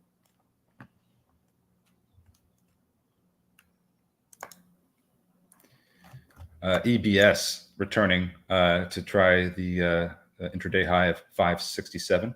What did I tell you about that being a great stock to trade here? Look at this move. I tell you what, I'm going to actually put EBS on one of my dedicated charts when I get home, because I feel like we talk about this one every day, and there's opportunities almost every day in this one, and I'm not in it. Yeah, we're getting a mention from Smoke Tuna on JDZG. This was, I think we traded this yesterday. Yep. Yesterday we did, yeah, because this is an IPO. And I believe this was halted an absolute ton yesterday. You can see here, this is that Chinese IPO here going higher again. Oh, yeah. That was a stoplight. It is a wild one. Indeed, Smoke Tuna. Oh. Indeed. What's happening with the Bitcoin names? I just saw that CLSK had a big spike. We getting that with some of these other names too? Ooh. CLSK above those pre-market highs too. Let me take a look at the Bitcoin chart here on another terminal. Bitcoin at the highs on volume. Yeah, Mara coming up. Riot actually made a new high of day. So Mara hasn't got up to that new high of day yet. So that could be something to trade there. I think I may have seen somebody mention MSTR. Yeah. Okay. Well, now I see why. This thing consolidated all morning, and it just popped about 25-30 minutes ago. Sorry, what was the ticker? I missed it. That was MSTR, MicroStrategy. MSTR. Thank you. That was a good one. You want to talk about wild stock here? This one. Oh my goodness. Lion Atlas, Ryan, are you just going to let us, just me and 13 on FMC? No, the first time you guys talked about this, I took some and I just added again here today. No, you guys don't get to have all the fun. We're all going to have some fun. I'm very big on having fun, just in case you guys haven't realized that yet. Oh, stop it. Hope you guys are wise and stocked up on cheddar biscuits. I did not do that.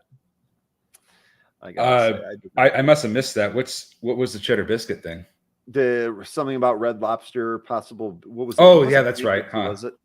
That's right. Yeah.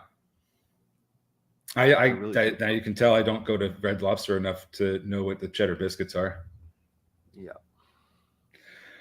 Well, let's take a look. I don't eat in the morning, so I don't have biscuits or really anything. Yeah, I'm going to look at the overall market volume for Nicholas here. Okay. It's pretty garbage. We the SPY has traded less than 10 million shares in the hour that we've been active here in the regular session. Looks like Duo is getting a spike here and possibly into a halt. Yep, it's halted. Yep, and it's right at the top of that channel that we talked about. Yep. So yeah, the volume in the broader market doesn't look good at all.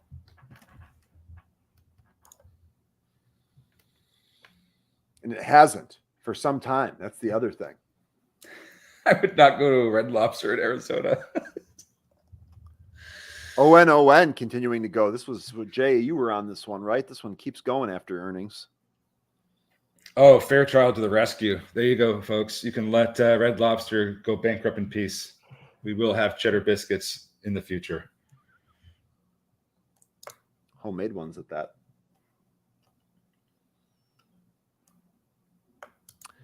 So Reddit was not able to get above 66. ASTS at the highs here. See if that gets to 5. Fresh the day it was caught. Leaving out an important piece of information there intentionally. Oh, that's good. Baloo Dog, I think you'll do pretty well. You know, just don't ignore him. I think you'll do fine. Born, I've been it's holding. Texas for 13. Yeah, I'm in Texas, and I've been in FMC in my long-term account for a while now, a few months.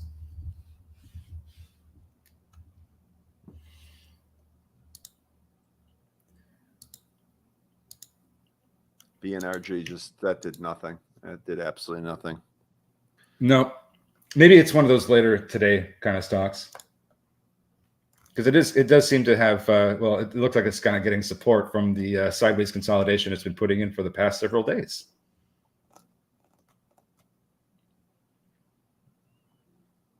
Now this one, what was even the news on this one? Yeah, the pipeline expansion. Well, they don't make money, so that's probably one of the reasons why it's not in favor. But you know, hey, 13, check this out. So here's the trend line that we drew on Hood from that daily chart. That also obviously appears on smaller time. Look what happened. Yeah, that's awesome. It did exactly what you said, bro. It did exactly what you said. It kind of bounced around at that level, and now it went through it. Let's see if it uses it as support. I'll throw up my my chart there so you can see the flag that I drew, what I was looking for.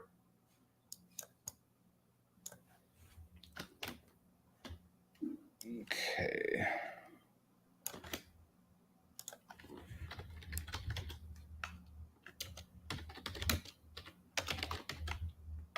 And there you are. That's in happy hour, right? Yes, sir. Bring that bad boy up here. Just double up the cheddar. Nice.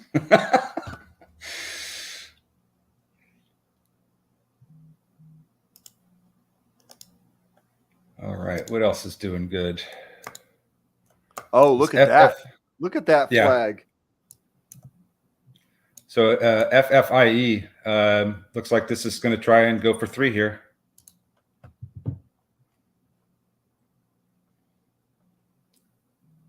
Oh, I messed up. Purgatory. No, we don't have happy hour on Fridays. It's the next one's going to be on Monday.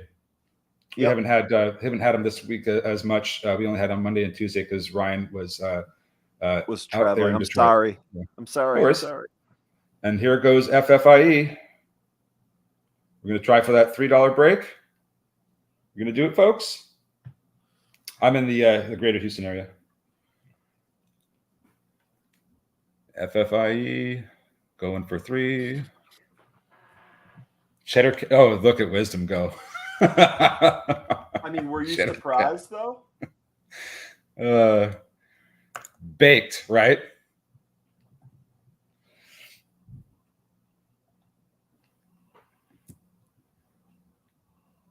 All right. So a little bit of pullback in MSTR. A little bit of pullback in these Bitcoin names. Now they're trying to go again. FFIE 290 here. You need a. Oh, it's not Perkins. Who's the one in A New Hope that goes almost there? That's Red Leader, isn't it? Is it Red Leader? Okay. I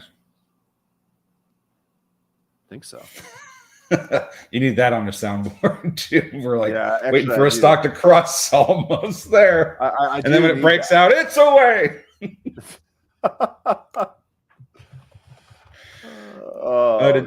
Duo's open. Yeah. Duo's open. And looks like 236 is their target. Looks like they have curled up and they want to go for that pre-market high. Yeah, it is definitely Red Leader. It's not Porkins. Okay, what am I missing here in the chat? Duo. It opened and popped. FFIE pullback. Jay saying the SEC needs to crack down on these reverse splits. Works for a while, but in the long run, it really destroys shareholders. Yeah, I mean, SEC seems behind on a lot of that stuff. I'm with you there, though. They have no teeth. One of the things that I thought that was it's halfway decent idea is that they put a limit on the number of reverse splits a company can do. I don't know how that would they'd be able to enforce that, but it just seems like something that would be better. Lynn, no walkthrough today, but look, if you need to hop on a Zoom, I will help you. I know your thing got absolutely destroyed. I feel bad about that. I will personally help you. But the session today is canceled. No. Let me know. You can shoot me a text if you need that. I'm happy to help you. Yes.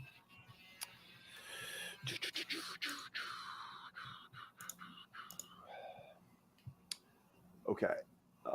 Let's look through some of the other stocks that are moving here. FLJ maybe curling. How are some of our bigger? How's PanW doing here today? Did we pull back after it? No, we really kind of held that. PanW here earnings in 3 days. Oh no, Funky Cold, you're absolutely right. We've been trading those, all year so far. They've been giving us some really good trading opportunities, and we've been nailing it. But trading opportunities is about all they're good for in NASDAQ, compliance, or NYSE compliance. But if you're just going to keep, if you give the companies the option to just keep making offerings, raising cash, diluting the shares, and then just do a reverse split, there's no end to how much they can do that. So I think it's horrible for investors.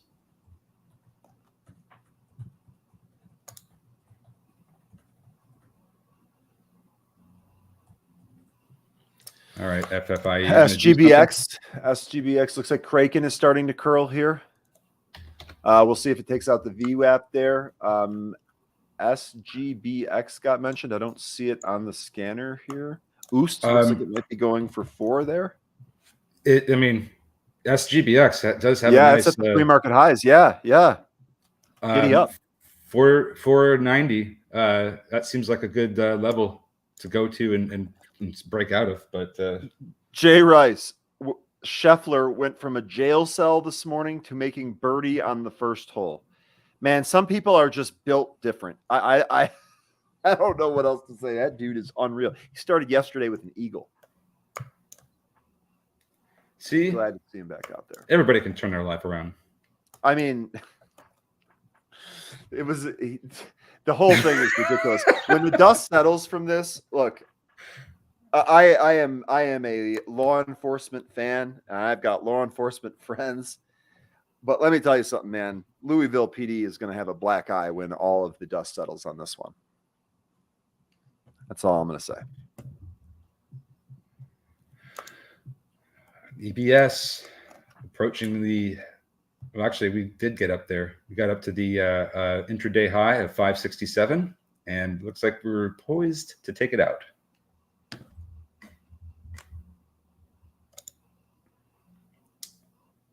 FFIE is still sideways. This EBS, man. I got to trade this one more. Duo is suspended to the downside. India has the 5th halt, by the way, on Duo.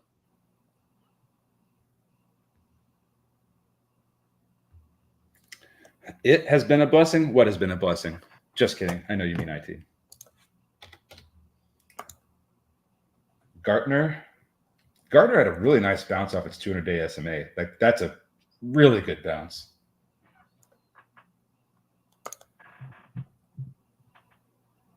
Buy rating.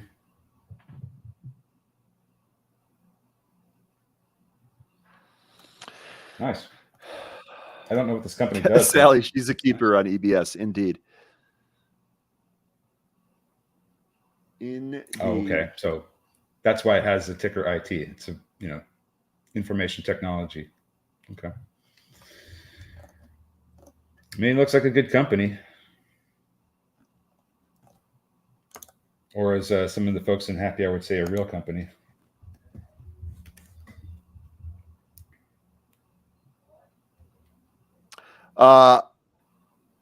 Pokey Collect Brett. Is GME done, or can we see another rally? Man, I think it could do either. Honestly, I think it could sell off, or I personally wouldn't be waiting for a rally. But man, we've seen crazier stuff happen before. This, to me, I'm not interested in it. but it feels like gambling to me on GameStop. The only Feels thing like that we gambling. can really do with GME is just look for the technical setups. I don't think that they're going to work every time, just as fundamentals don't work every time unless they're making an offering, then it's to the downside. But this one, these meme stonks, they've moved off catalysts and the retail, and the catalyst being like a post from Roaring Kitty on X. So you kind of have to keep your eye up for catalysts when it comes to these, because the fundamentals aren't going to move this, FFIE. and the technicals hardly move this too. FFIE, is it doing the thing? Well, it's going to test 3 here. Oh no. Oh. Yeah, so it popped and dropped. Oh my God, what a pullback that was, right to the VWAP. Right to the VWAP. There was a huge bidder sitting right there on the VWAP. Bosch Trading, good morning. Hope you're doing well. YOLO 500 on FFIE. Well, hopefully you bought that stick right there, because that's already bouncing here. Plus 12 cents off that VWAP. No, it looks like we might be rolling back over. Yikes. Well, at least there's people on it. What was the comment earlier? As Joel would say, she's a wild puppy. It's a volatile puppy. Yeah, what is his actual? What is his? The volatile puppy. Volatile puppy. This is a volatile puppy. Yeah. I'm not trying to mock him. No, we're trying to channel our inner Joel. We're at mock. No, but I was doing his voice, so just putting it out there. Not trying to mock him. 700,000 at $3 on FFIE, then it disappeared. Yeah, new high a day and then knife. Yeah, that's it. Can you imagine paying $6 for the weekly calls yesterday? You just covered them at 3 cents. And you don't want to let them expire because the stock is volatile. Am I getting that right? I cannot imagine buying GameStop calls at $6. No. If I were going to, just as kind of like a tactical note here, if I was going to trade GameStop, I would trade the shares, because the IV looks jacked in those options. I would definitely just trade the shares. All right, I think maybe the bears could have blinked first here, because it's starting to push back up. There's a big old buy order at 275. Should it get down there, but enough selling occurs, it could just blow right through that. SGBX is almost at that at 490 level I was mentioning earlier. And there it is. God, this keyboard.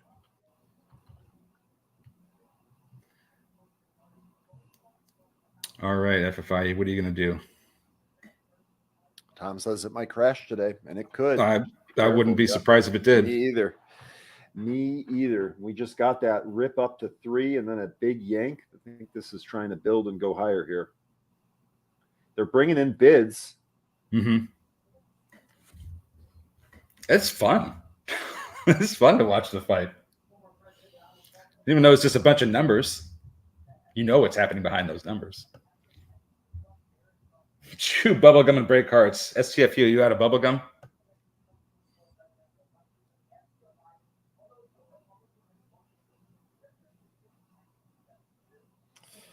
Okay. Is Build-A-Bear. What I don't know what their business is like. I'd imagine that it'd be probably lower until the summer. Okay, FFIE, what do?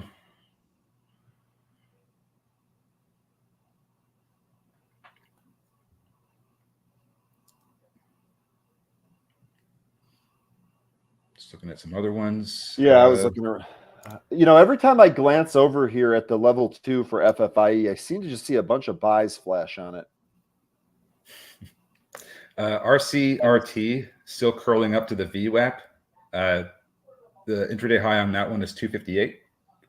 Duo is open. It filled that intraday gap following the red candle and is bouncing off the 90 and on the 5-minute at the moment. See if it can reverse here. FFIE, it's trying to go back up there. Yeah.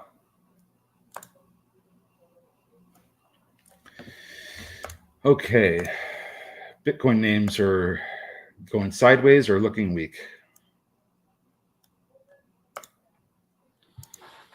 I don't think it's I'm not going to keep staring at FFIE. I'm going to keep looking around. Yeah, no, I got you. I got you. Reddit really struggling to go higher off that pop from the OpenAI catalyst.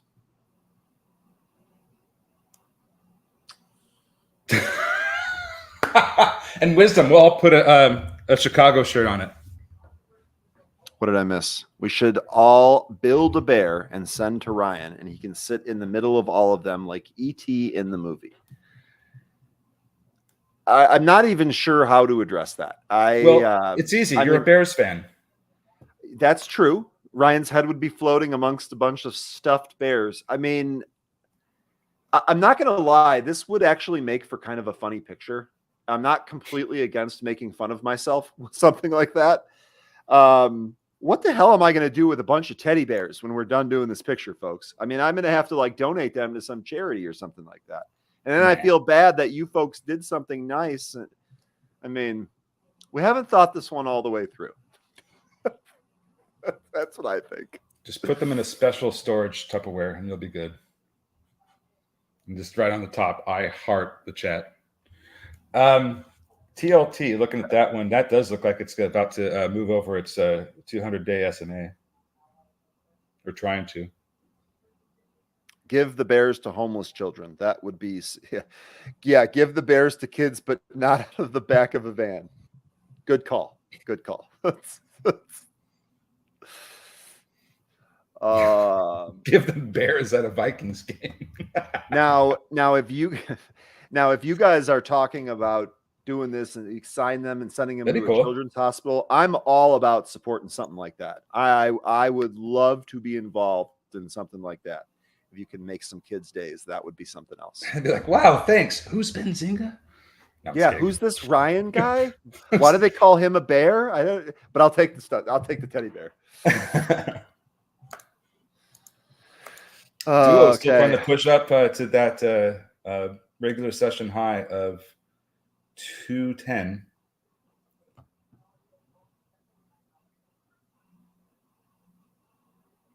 Yeah, line. Lower That's high kind from of the pre-market here on Duo. We'll see if that actually ends up getting crushed here, though. Line. That's kind of the thing with these pumpers is that they're already in these stocks. They know they can have that pull on social media.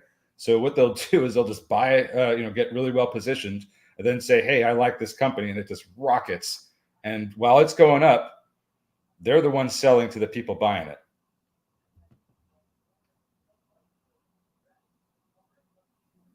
It is a scam. FFIE EBS, new trying highs. to go.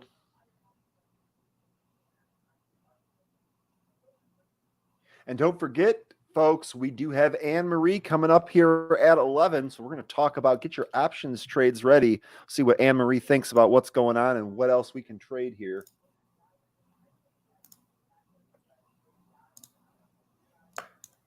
Doc's continuing to come in. Actually lost its intraday low. I think that probably retraces some of that earnings move. MSTR trying to push up to the intraday highs.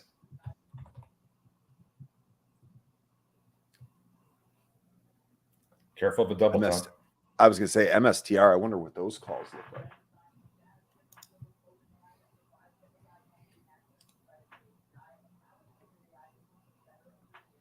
God, the at the money June call is 214 per contract. That is above my pay grade, I'm afraid. Jay Rice, yeah, that's true. There's multiple ways you can play that. Multiple ways you can do the whole let's screw these retail traders. Multiple ways. That's another one.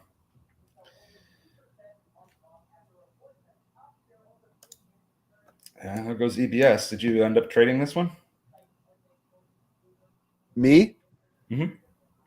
Are you asking? No, I'm in a setup that I don't feel confident on. No trades here for me. I'm just kind of tracking it.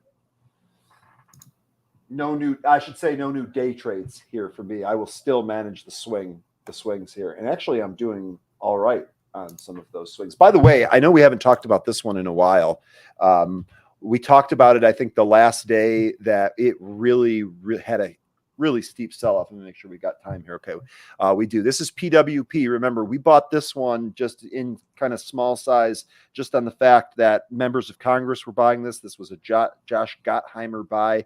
He has one of the better track records in Congress, so we just kind of followed him into it. The gift that we got here was, I believe this was its earnings day. And that you can see this thing was just really kind of holding 15, fell all the way out of bed to 11. I actually ended up doubling up my position in the 13 handle. Here we are at 1535. This thing goes higher from here. I feel like ticker PWP, Perella Weinberg. We're still in that swing, by the way. SGBX. That was the last. Sorry, I was just going to say that was the last swing trade that I took while on this show. SGBX is the one that you're looking at?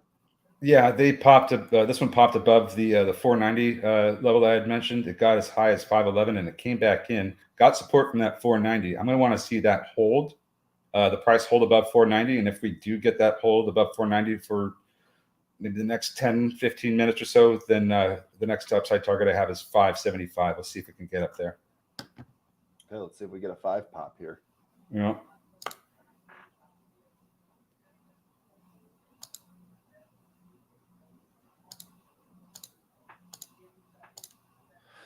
All right. Yeah, that's kind of how it feels, huh? All right. Well, I mean, we have just under a minute here before we bring on Anne Marie for some options actions. Any closing thoughts here for the group 13? This is actually been a good week. It has been a really good week, one of the better weeks so far this year. But be careful with FFIE. We see how that can break out and come right back in. Just be careful with all these really small penny names. Have a great weekend. I'll see you on Monday. Indeed, we will be back. Thank you very much for everything 13. And as a reminder for those of you pro customers, not only will 13 be back on Monday, but so too will the happy hour. So be sure to check it out. 13 did a great job here this week. He drops off. That leaves some space for the one and only Anne Marie Band. Anne Marie, how are you today? Oh, wow. Wow. He left and I added your chart instead of adding you. Sorry about that. How you doing today? Happy Friday. Happy Friday to you. How's it going? Options expiry should be a little jumpy, particularly towards the end of the day. Indeed, it could. So far, so good. What I was just kind of saying there at the end is that I'm kind of on a mix of different machines here. And when that happens and I'm out of my comfort zone, I kind of stop day trading and really kind of stick to the slower trade. So that's kind of where I'm at here. But the action has been crazy. And I don't know if you're a golf fan, but my day started off with the #1 player in the world. I saw that. So we're having a good day. We're having a good day. He actually got released and made birdie on the first hole. So just built different. Oh my gosh. How to know that nothing can stop you when you're at the top no of your kidding. game. No, if I'm one of the other players, I'm like, really? Could you have kept him there for a few more hours? Oh my goodness. Okay. Anyway, Anne Marie, first of all, how are you doing this week? How's the week been? And what do you have for us this week? The week's been a little bit sticky. Okay. Some good days, some not so good days, but all in all, a green week. And I was listening to you talk about MicroStrategy and how expensive the chains are, right? But have a look. Little Miss Butterfly here. Hang on 2 secs. Let me show you something. Little Miss Butterfly. Is that the official nickname? My nickname changes from day to day depending on how I'm behaving. So okay, then you must be doing something right. You must be doing something right. Good stuff. So this is running like a scalded dog up towards here, right? But under lighter volume, but we've noticed of late that this lighter volume really doesn't matter if the algos are trying to press higher, right? And so the question then becomes, what is going on with this particular chart? Now, if I were a betting man, I would say that it's going to reverse. However, if somebody's thinking, yeah, it might reverse, but it's not going to reverse until it bounces into, 1650 or 1700, this Fibonacci says that's the 50% marker. And I can either retrace to 1500, or I can bounce, you know, up to 1700. So take a look at how these butterflies are priced. They're both priced for a credit with just a tiny bit of extra risk, right? So here is maybe we make that one just a little less risky. No, 20 bucks is fine. Okay, so look at what we've got. We've got the 1600 calls, which is very close to 1557 if it breaks above. We've got it in July, so it's giving us a little bit of room. If we moved it to June, it would slip over into the debit category, right? Because less time and we're very close to the strike. We give it July and it slips into a credit space. So no matter what, if we can get this filled for credit, we've made money, right? Right. Even if it expires completely worthless, we're in great shape. So that being said, these two, either it comes into that 1500 area, and then let me show you why I picked 1500, right? Okay. So way down here is the highest volume day, and up here is the third highest volume region in the chart. And the pullback off of that highest volume is around 1500. So we could say, listen, I want to do, instead of the 1500, you know, you could say, hey, I want to do the 1520 or 1540, closer to where it is, but 1500 is only $50 away from the price. 1600, only $50 away from the price. Just today, it's moved $114. And so the butterfly is a key way to get yourself involved for minimal risk and $100 gains, right? There's $100 between 1600 and 1700, and you literally are getting a credit for it. So that is what, 10 grand? Pretty good. Yeah. So of course, when we have a confined and boundary on risk, and we have a significant upside on potential profit, the place that it squeezes us is the probability of us expiring right on the peak of this formation. And we can see that it's only 5% for this one, for the call side, and 12% on the other. When we trade, we always have three levers we can pull. We can pull the minimize risk lever, we can pull the maximize profit level, and we can pull the probability level, but we can't ever pull all three of them at the same time. So the reason for that is because there's always somebody on the other side of that trade going, all right, what you got? What you got for me? And that's a great way to look at trading when you do look at trading. And so this one, I really like. This one I like a lot. I'm going to see if it will fill me. And of course, I'll do the write-up for us at the end of the show that shows what's going on.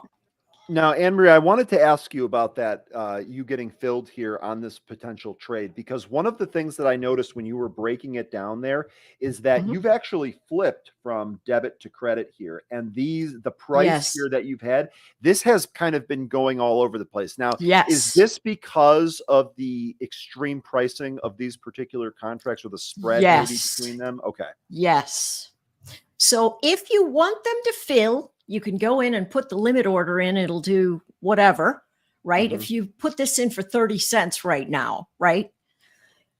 15 cents. If you go, hey, listen, let me see if I can sell it for a nickel, right? Let me see if I can sell it for $5. And if you sell it for $5 and you make 10,000, I think you're all right. Yeah, right? I think you did pretty well.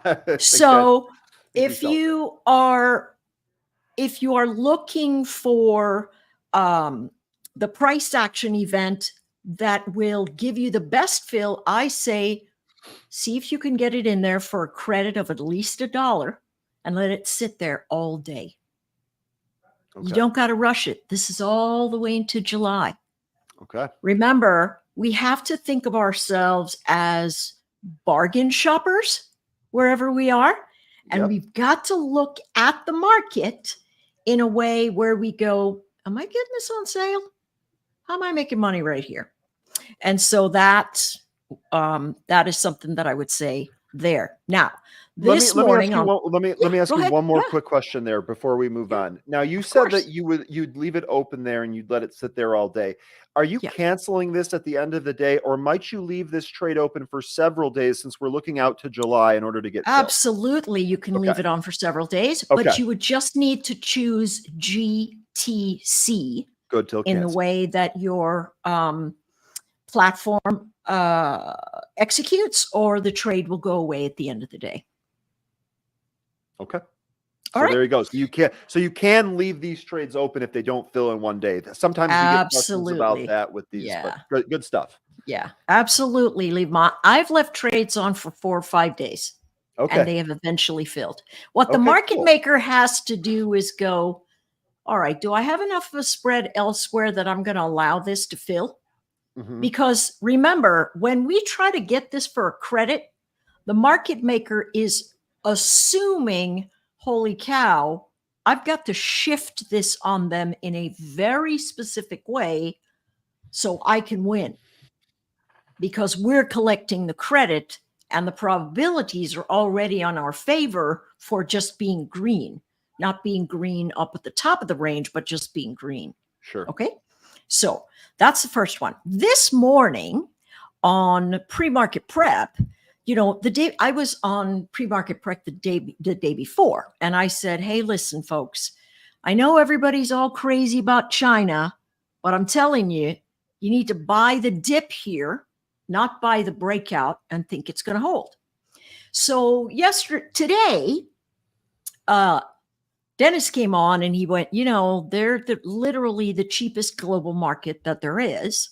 And I think there's something to be said about buying the dip here, which makes us look at something like this and go, wow, if I'm buying the dip and I've got upside of 30, let's say you go, I don't care about buying the dip. I want to get involved. These guys are super cheap. Dennis suggested that they are globally super cheap. How can I get involved if I feel that there is an upside shot here in China? And so I wanted to address that to dovetail it back into our Benzinga content.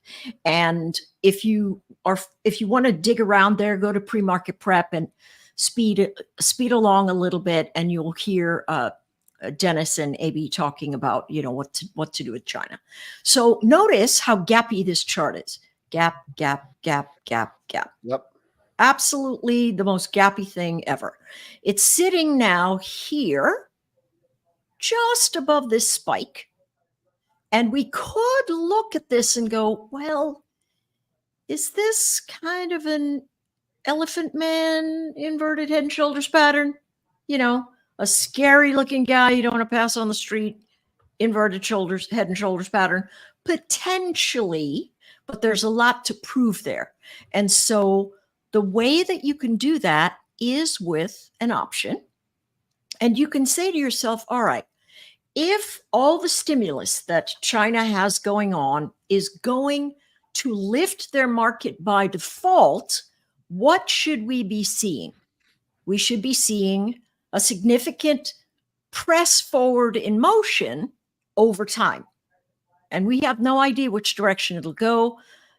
Today, nobody's bought the 21 puts, but 48,000 open interest there. So if you're looking at that and you're like, well, maybe it'll roll over, I'll do it with a 50-cent option. But if you're thinking about it going up, the volatility it's not minor, but you could really position yourself especially if you give it a little bit of time. Now, our weak months are August, September, October. Seasonally speaking, that's not always the case in an election cycle event, but those are normally our weakest months of the year. That being said, if you say, all right, I want to participate, but I want to give it time, you can do a couple of things with this 30 or maybe even the 32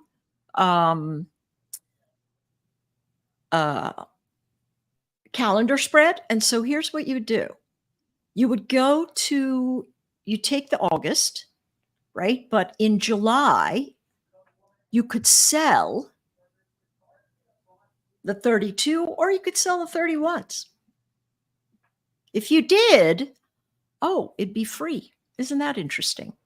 It tells you that if it doesn't come into 31 and that expires worthless, you can have the 32, or you can buy a flat out calendar spread at the 32s and it'll cost you 25 cents, right? So your break even would be $32.25 to the upside. It'll be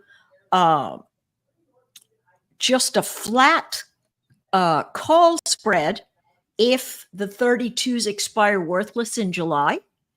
And so you have the wide open 32s if things go up and away. And if it falls off the rails, you've spent 50 cents on a put in August that can also move for you. So what you really have is bounded the price action that says, listen, you've got a chance if it falls off the rails and starts moving back. Now take a look at how big this is if it falls back into this area. It's had literally no support. It literally has gone straight up since it broke out over the channel at 26 and retested it. And below that would be that 25. Now, if it runs quickly into that 21, so let's say in the next couple of weeks, chart rolls off a cliff and it moves $3 to the downside. Look at what will happen to this option. Here we are in August. We're going to go to the 21s and we're going to go $3. Whoa, that pricing's awful. We're going to go $3 higher. We're going to go $3 lower. Excuse me. 1, 2, 3. It says that the 27s are almost the same price. So I would say I'd go to the 27s. I did not realize that mispricing was so bad. But take a look at that. You get the 27s, that thing's going to triple in price. Easily. Triple in price. If we get a fade. And if not, it's something that you can just hold as, some measure of security. I find that to be fascinating that those are so mispriced. But it could be, what's going on in general in the chart. Look at this, 8,000 of these at the 26 spot. Yeah, and 2 at the 27. Yeah. So, you could do the 26s and that'd be a lot cheaper, right? 40% less. So yeah, now notice what just happened here between us. We got into the chains, looked around at the price, and then started pricing things. It's never do this, then do this, then do this. You've got to look around to see what opportunities are sitting there that are going to give you some leverage. And so that 26 looks like a nice one to come into for August. So I also like this particular trade if you're looking at both sides. Now, I'm going to be super honest. I am a China bear. I'm only a China bear because no matter what side of the aisle you're on, all the administrations are okay, they're taking advantage of us. We got to do something. Right. And so that's my main reason for that. But as I was listening to Dennis, I thought, that might be the reason in the long run. But why not take the opportunity to position yourself for upside in the event it moves to the top of the linear regression channel? And if I bought a call for 25 cents and it comes into fruition and it's at the money by August, it's going to be worth 250. Yeah. All And else equal. I think you bring up a really good point here. I struggle with this, honestly. You're talking about you have an overall thesis on a particular stock, but the chart is telling you that something else might exist between now and when that And thesis whatever. plays out. Exactly. And the trader in you is saying, I can capture this. As Exactly. that to me is impressive right there, because that is not easy to do. Also, we had a question here. Emiliola was asking, what option strategy is she explaining? This is a diagonal or a calendar? I can't remember which one you Yes. said. Well, when they are the same strike, it is a calendar. When they are different strikes, it's called a diagonal. Okay. So there you go. She's doing that. It depends what strike is selected there, but it's either a calendar spread or a diagonal. Emiliola, good question. All right, Emery, sorry to interrupt there. No, that's great. I love the exchanges. Okay, so that being said, do you want to do? Did we talk about FANG? No, we haven't. Okay, so here's Diamondback Energy. This one is an iron condor, as far as I'm concerned, right? So I have the top here. I see price action rolling over on the weekly perspective. It's post earnings, so no surprises there. And if we look at the chart in general, it's sitting between support and resistance. If we take a look at something like a daily, let's look at the daily. It literally is sitting right in a ledge. So my suspicion would be, let's make sure we don't break below this number.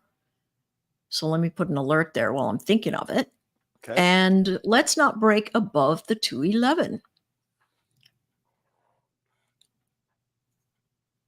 And of course, when I have something like this, it's telling you I've got an iron condor in the mix. And so here is what an iron condor would look like if we were seeing price action that should sit sideways. We know the top is 211. So we're going to say, do we want to do June or July? July. Not a ton of exposure here. So it might take a while to fill. That's the only thing about these, right? So if we look at 210 to let's see 218. This must have had a split somewhere. Yeah, it must have. Yeah. And then down here, we have 193, but let's look at 85, maybe. Let's see if we get enough volatility there. 85, yep. 85 to 78.93. So we've got the same risk threshold. This gives us a short iron condor in July. That's just what we're doing is, while the market is noisy, what the goal of the trader is to do is find the great trades. Like when you work with Ryan during Benzinga Live Trading or any of his other shows, and you're actively working in these live trades, these trades are going to be the slow and easy grinding trade that allows you to go, you know what? This is just going to make me money every day, clipping away, because I'm well outside the up and well outside the down. And I'm just going to let price erode and let time pay me for holding the position. And so I do like that FANG trade a fair bit. I really do. The size, again, options. Here's the thing about options. These chains are very thin. And so you don't want to take a lot of them. You want to take one or two, and then very likely you'll have to leave them in the queue to get filled. Is it possible that you won't even get filled? Because that's been my experience in Potentially. some of these. Yes. Okay. Yes. Absolutely. Absolutely. The next one I know I'm bringing you so many today, but there are just a lot of things popping up. Next thing I want to look at is Trade Desk, right? TTD. Good old Yeah. TTD. Everything just running right up. And we know what traders like to do. They're like, oh, we're at 95. Let's see if we can get to 100. Yep. Right? Yep. That's right. That's We see it exactly. all Oh, the let's time. push it. Exactly. Exactly. And post earnings, and it's well over the top of the earnings calendar, the earnings event high. And so they are accepting prices higher for the moment. And so you could take the one-sided trade in June that says, well, you could do it in July too. I'm not really sure which one we would. Let's see how cheap it is for June. Might be a little bit more expensive. Yeah, 14 cents more expensive, but it is shorter. There's a $7 spread in here and a $5 spread below. Okay, so Okay. the weird thing about this is I did not think that they gave me 750. Did they? Yeah, it just went to the odd numbers, the whole numbers there. And so I could not get that. Let me see if I can get it in June. So it might actually be an even butterfly. No, they all pop to $5 there. But this one gives you a nice opportunity in June to say, okay, I can spend $114 here, and I have about $500 on the upside if it moves to 105. Chances are it's not going to move over 105, and you're very likely to double your profit space if it moves up into the 102, 101 area. So I really like that a lot. When it collapses, and it will, right? It's going to come in to break, probably going to break somewhere around the 90-ish area and come back into maybe 85, somewhere around there. And so I do like that spread, but I like it if we can use, I don't know, maybe we could use 90, but it moves all the way to $1.58. And I don't love using, we could do 82.50. See what 82.50 looks like. Yeah, 82.50, much better, right? And so that gives me at least $7. The $5 ones I don't love because they can jump over that edge so very quickly. But there's the double butterfly. The call butterfly looks better to put on now since price action is holding, but the put butterfly looks really nice. If we could get it, if this thing runs up the rail and hits the 100, we could probably get this for about $45. And then if it fades, we make money on both sides. So I would say it's a step in here because everything looks very bullish moving to the upside as it sits right now. And so it could sort of creak and squeak its way up there so that we can get out of the straight. If you do want more time, of course, you could go to July, give it a little bit more room, costs you about 15% less, and gives you all the time in the world to go, all right, let's see if this thing can move, because we are very close to the actual price of the stock. We're not far away. We're not expecting things to just blaze ahead. we're just expecting a slow, steady grind to the upside or a slow, steady grind to the downside. Okay. I like those, and I'm actually really impressed we were able to come up with a potential MicroStrategy trade too using this strategy. Really good stuff. Yeah. Can we recap? Sure. Sorry about that. I think I actually have a delay on this computer. We'll be back to normal next week, Anne-Marie, and I'll try not to step on your toes there. But yeah, if we could really quickly recap these trades, that would be fantastic. Super. Okay, first one on the list is MicroStrategy. We are taking this trade because we expect some sort of significant movement away from the current price.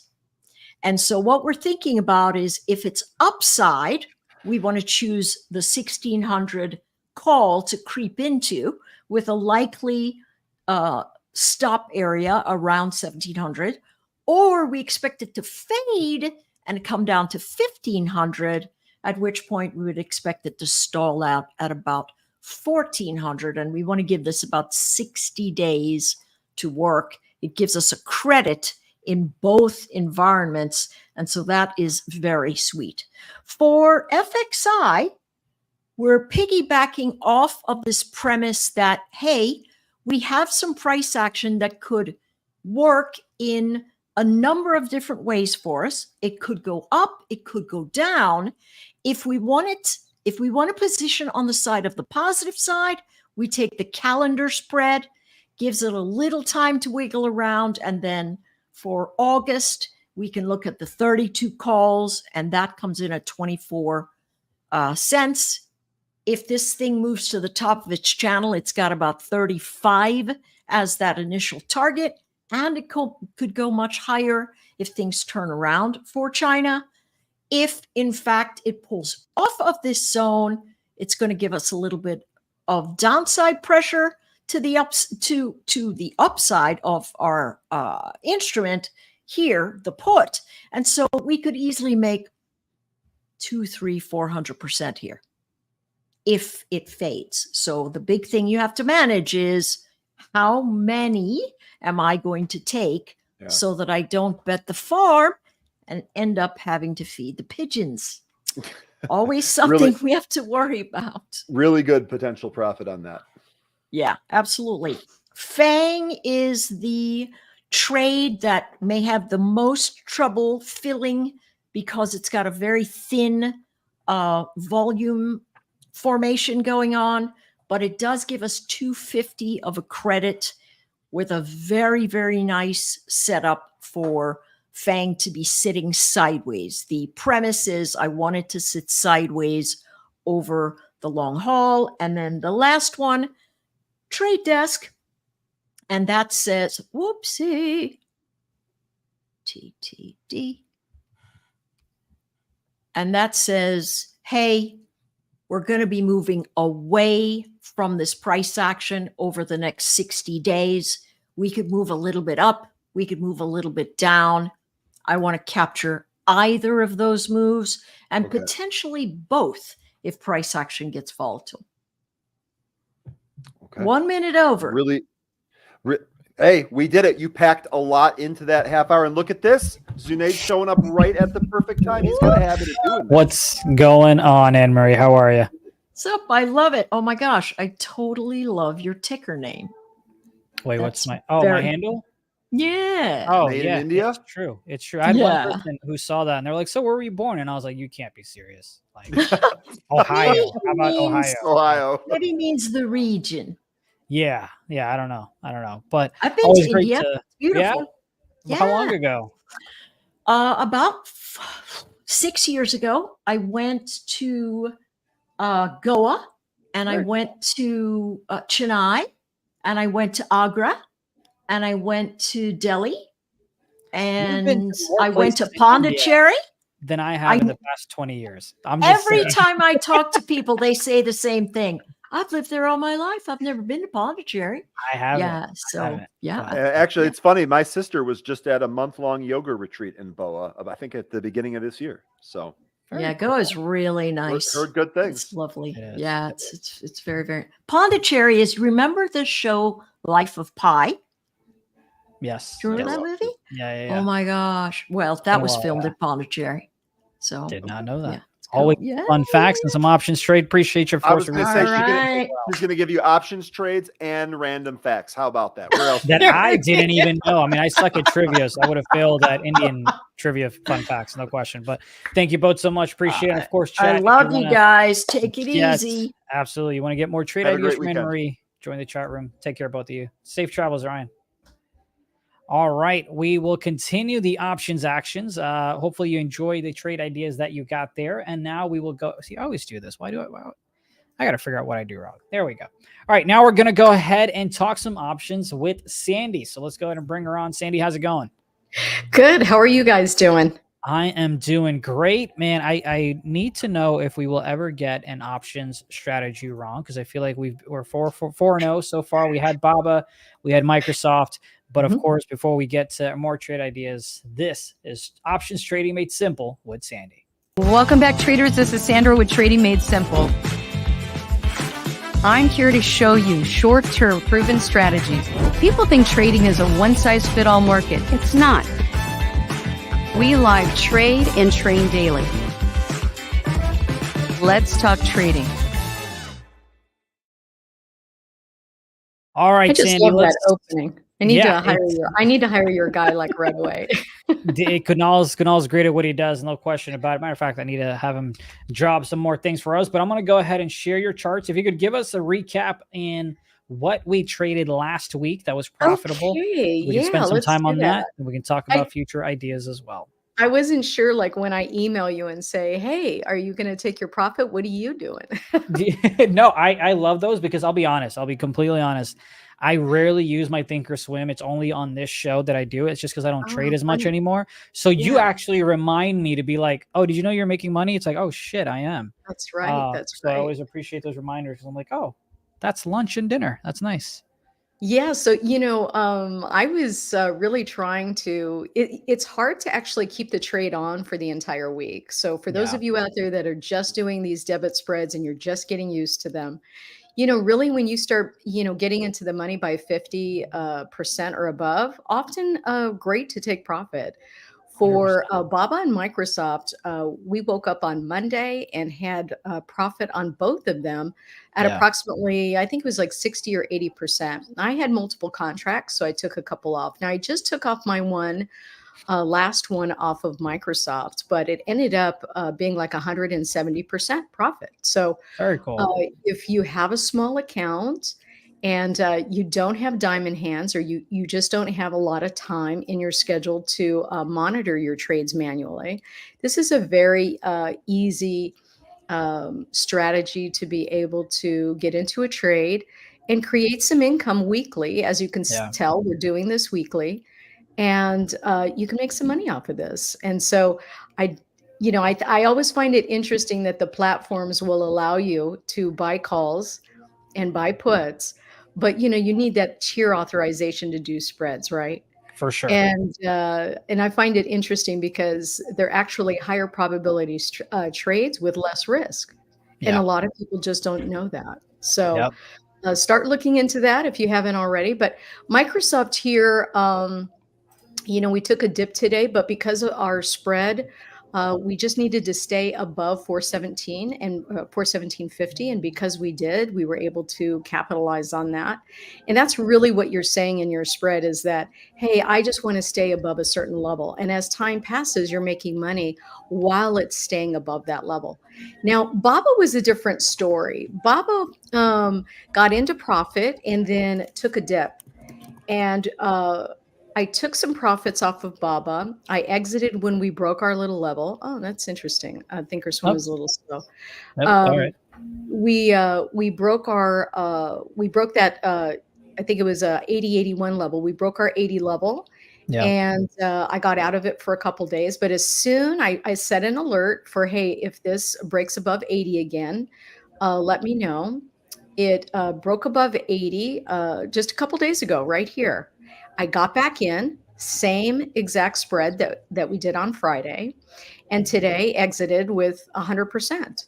So again, and that was ending today. So it was just a very short trade, but because I got back in 80 and today it's at 88, it ended up making profit. So those zones, you know, if it breaks your support, you can get in with get out with a small loss as an example, and then re-enter. You know, the trigger's still good. You can wait as long as, you know, you're not in a hurry. You can wait. You don't have to realize that loss if you don't want to. But I think the debit spreads really give you diamond hands to be able to hold on to something good, because those trades that we've been taking with these debit spreads, I mean, they just don't get out of hand. Yeah, and you know, you've got your BABA chart up on the 1 hour, so I'm going to go ahead and bring it up on the daily here, because this is kind of like the trade thesis that we had on the daily as well, right? So this was kind of the consolidation that we've had since late of last year in 2023. You just kind of had it going in this nice little consolidation. Then we popped, and then this is where we purchased those contracts, right? This is a daily candle. So it was on Friday when we took the trade. You got it retested one more time of this breakout, and then we just kind of continued going. Obviously, they had earnings as well, so that helped us. But I mean, this thing definitely has plenty of room to go. However, it's a China company, right? So there are a lot of skeptics out there that the macro situation with the country can easily go ahead and doom and gloom these type of companies. But that's kind of the thesis of folks. We always talk about how once you get the breakout, your resistance can end up being support. That's when you've got yourself a nice little trade on that one. That is ticker BABA. Have you taken any trades this week that you'd like to talk about? Gosh, I take trades every day. But any favorite ones or anything that kind of worked out really well, or any that didn't work out well for you? Hoping to go over a couple popular names and see if we could create a couple more debit spreads. Let's go through it. All right, you throw out a ticker this time, and then let's see. I was looking at let's see. Microsoft is still actually a good one if it stays above 417. You could tell that, you know, these tickers, they ebb and flow. Up and down. We are hitting some resistance here, looking for, let's see here. Actually looking for it to pop above 424 for another leg up. But right now it looks like it may want to check out support here at about the 414 level. So it's not in a great spot for me right now. So let's see, 419.41. So here's what I've got on the daily, because you mentioned the 417 level, right? And here it's kind of goes right to it. It's about 417.44 for me, right about here. So you had this resistance, popped up, held a support, broke, resistance, popped up.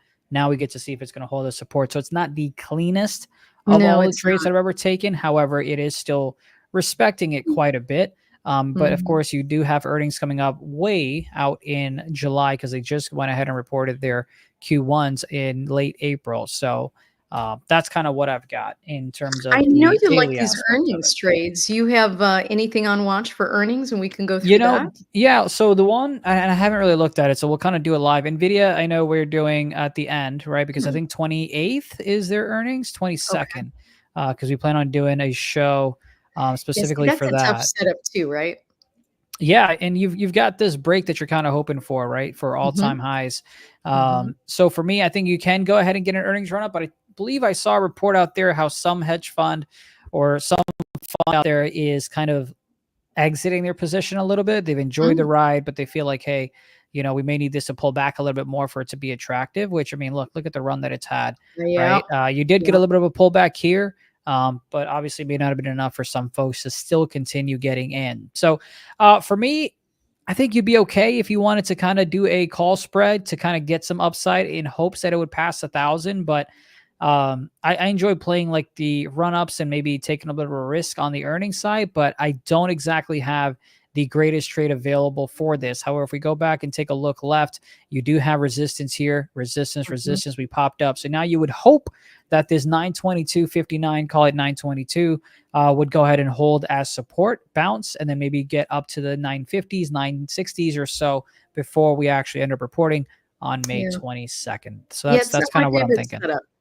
But, you know, these are great for if you want to, you know, automate your trades. Do you ever automate your trades and say, hey, you know, if this breaks out of 972, I'm in for a debit spread or something?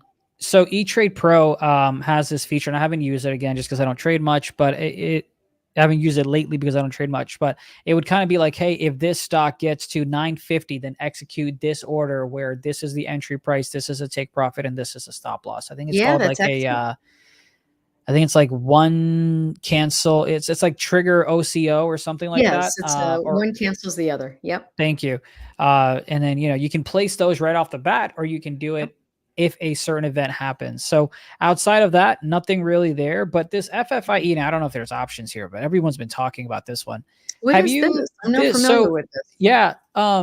This isn't, I don't think they have options on it. I haven't looked. However, when the GME craze happened, chat, this is where you guys can educate us. My understanding is that when the whole GME AMC round 2 started this week, people were like, hey, FFIE is one of the most shorted stocks in the market. So you kind of see me having a nice little breakout here of this trend. Did you take anything? You would think. You would think. Especially, here's why I'm really upset that I didn't take it. The 50-cent level is something that I love, right? The whole number. So you kind of had this breakout, not just that, you had it test and you had it hold and you had it broken out as well. So like, I am genuinely quite upset that I did not take this trade. It's one of the, I want to say, downsides of being full-time, because you can set alerts and you can still take advantage of things. But no, I missed this trade. Went from 50 cents all the way now to 357. Now, would I have held this whole way? Absolutely not. I would have gotten out around $1, but then I would have gotten right back in at $1, because again, let's look at that whole number situation, right? So you break out of it. My risk in this sense would have always been 10 cents. So would have gotten stopped out. Then I would have gotten right back in because it's near VWAP. So I would have lost 10 cents, gotten back in, and then would have made some money on it. But again, woulda, coulda, shoulda, doesn't pay the bills. But yeah, chat, let us know if you guys played this one or not. I think another entry point, if you were looking for one and if you're okay risking 50 cents, is $3, especially if it comes in intraday. You've got the whole number there. You can see pre-market, it was resistance. Haven't fully tested on the 15-minute. You also do have VWAP that's approaching $3 as well. And if you wanted, you could risk 50 cents with a 50-cent profit target and then see where it goes. Maybe Ed is right. Maybe if it does go to 550 by lunch, that's steak for lunch. Not bad. No, not at all. I'm not really into these types of meme stocks, so I don't really trade them. A lot of hype. I think definitely, I don't even know if this one's got options, but definitely a good maybe stock buying and playing around with it. Let's see if it quickly does. FFIE. Nope, I don't see it. Oh, maybe I'm wrong. No. Does it? It looks, let me see. I believe it does. Yeah. I believe it does. But again, not something that I would. Really. I got to tell you, I'm just one of those, don't get me wrong. Back in the day when GME was happening the first time around in AMC, I played around with that and had some fun. But as far as like teachings and stuff, I don't really, my watch list contains a whole bunch of mega cap stocks. They move the market. And those are the ones that I typically, go in and out of. I am curious to see. Okay, so I'm going to go ahead and share my You're going to do it? Oh, no, God, no. No, but I'm going to share. Order when it comes down to $3 and takes a bounce. I am going to show where these, that's not nothing too crazy, but you had, let me share this screen. Let me go ahead and bring this up, bring this window, bring this, make sure everything is hidden. There we go. Okay. You had, so these are the options on it. It was trading, just let's kind of take a step back. Where was this on Monday? Nope, not that. Nope, hello. Okay. Taking a step back. You can tell I don't really use Thinkorswim as much. But anyway, on Monday, these were a penny. These were a penny, right? They went up to call it 10 cents if you want. And it's just kind of been nice and rising all the way up to the 240s. So, going from 10 cents to 240, that's what is that? Crazy. 240 X. But again, hindsight, I would have never taken this trade this further out. Maybe would have made a few bucks, but that's kind of really about it. Yeah. That's okay. Anyway. I mean, part of trading too is just having some fun sometimes, I have a bit of my portfolio that's just for fun. I'm not a huge day trader, but every day take a couple trades and, you know, it's good fun. But as far as like, you know, making income and stuff, we kind of do like SPX credit spreads every day. We do these types of debit spreads as well as like swing trades. But they're on very popular names and not these types of, you know, meme stocks and stuff. Yeah. All right, let's go ahead and take a look at the Qs if you'd like. So you've got the daily here, right? We made all-time highs. Let me go ahead and kind of erase some of these. Yeah, we're due for a pullback here, don't you think? Yeah, you made all-time highs. As a matter of fact, here I traded this on the future side. So this is my future situation where we made all-time highs, and I kind of marked this, and I did go short, took some profits. Now I trade with Apex, so it's a prop firm where you're not allowed to swing trade. So I was able to make some money intraday. Now I am keeping an eye on if we actually come back and test this area. So I'm actually going to go ahead and set an alert. If we come back and test this 18,650, 100% would love to go short. And then if we break this, would love to go ahead and add to the position as well. So that's something I'm keeping an eye on. But in terms of a pullback, I think if you go ahead and take a look at the daily again, or let's look at the 4-hour, you made the highs. Would not be surprised if we try to test again this 449, call it 449.50, or excuse me, call it 450s or so, and risk about a point. Would not be surprised if we get at least a 50-cent bounce. So if you're looking to scalp something, I think 450s, 450, 450, 449, 47 would be an area to kind of go ahead and test the previous high that we had back in March, about a month ago, almost a couple of months ago, actually. That looks good. I'm let's see here. Looking, you know, I'm really feeling like you know, based on the charts today, everything seems to be going kind of sideways. You know, I think we're just really due for a pullback here. Either that or just a whole bunch of chop. And we're getting into those summer months too, right? Where we kind of the market seems to not have a lot of activity. This actually looks good on Meta. What do you think about Meta? Let's go ahead and check Meta out. So, Oh, I kind of like this here. If it stays above the 469 level, coming down to retest point of control here, not bad. The only thing I don't like is this this level here. It needs to break above that level, 472. If it can break above 472, it could get to an easy 477, 478 for that next. So we're looking at little bounces, you know, nothing too. I think on Meta for me, so we had, I don't know, I got to notate when I drew these lines, but as I went to the chart, I saw that the 485s was kind of resistance, and you kind of saw that on Wednesday. We tried to get above it, could not, rejected, and kind of down we come. So nothing really. I mean, this is a whole gap that we tried to fill. We haven't fully filled it, right? So you still have a little bit, unless this daily doesn't include pre-market, and we did, but you still have that gap to fill if that's something that you kind of believe in.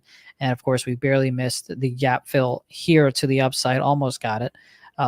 So nothing that I personally can see as a trade, just because to me it's in a no man's area, but plenty of opportunities. It did already report earnings as well. But yeah, it kind of is in a no man's area, isn't it? Let's now see. You have Reddit that got news of, what was it? I think they announced a partnership with OpenAI. So that's where you saw this huge pop after hours last night. And I can kind of now move this. Actually, I'm not going to move it kind of there. I'm a little surprised that Reddit hasn't really gone meme crazy just yet. But, you know what? There's one stock I do want us to take a look at. But this is definitely something I want to keep an eye on, especially for a trade. If we do get a chance to play it on a pullback or something like that, or a breakout above 66, that would be great. But Hood is a favorite of mine. Oh, beautiful. Matter of fact, I got to see how much. Wow, that's something. Let me That's take a hell of a chart right there. Yeah, we took Hood on, when was I on the show? I think it was Monday. Let me take a look at something here. Someone from Tennessee's calling me. That's probably a scam, right? All right. We're going to go ahead and reject that trade. All right. This is awesome. It's always, okay, they're going to call me again. They really are needy. All right. Reject one more time. You're funny. Third time, I might have to. Did you know that there's a, okay, so apparently they're leaving me a voicemail, and you can see what they're saying while they're leaving you a voicemail. Oh, that's kind of cool. That is so weird. Okay, I'm gonna.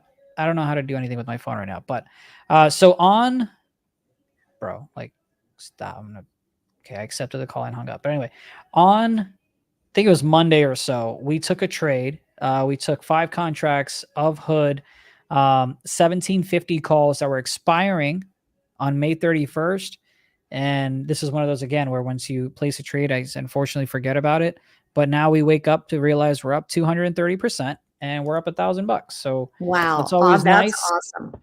awesome. But we're not happy with just 1,000. Let's take a look at it long term, or let's look at a trade idea that you may have here.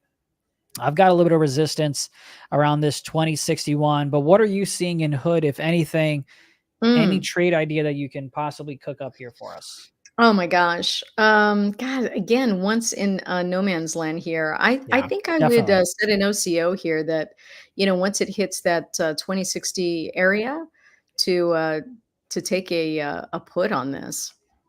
All right. So you said the 2060 area around here? Yeah, when it hits resistance, it looks like right now it's parabolic, right?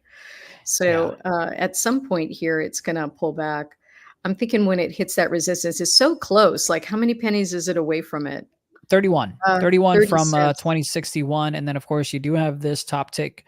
So it's about $1 away from that, 30 cents away from 2061, currently in the 20 area.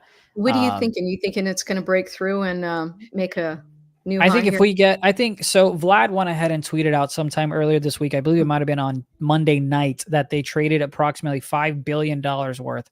Was it $5 billion or was it $5 billion in volume? I think it might have been in volume, but he tweeted something out. And the reason I say that is because you had so much influx of deposits when Robinhood was doing the 3% match, the 1% match on their Roth and their transfers as well. And then they also have, in terms of catalysts in the second half of the year, their credit card as well. I 100% am going to go for that credit card. It's 3% cash back everywhere.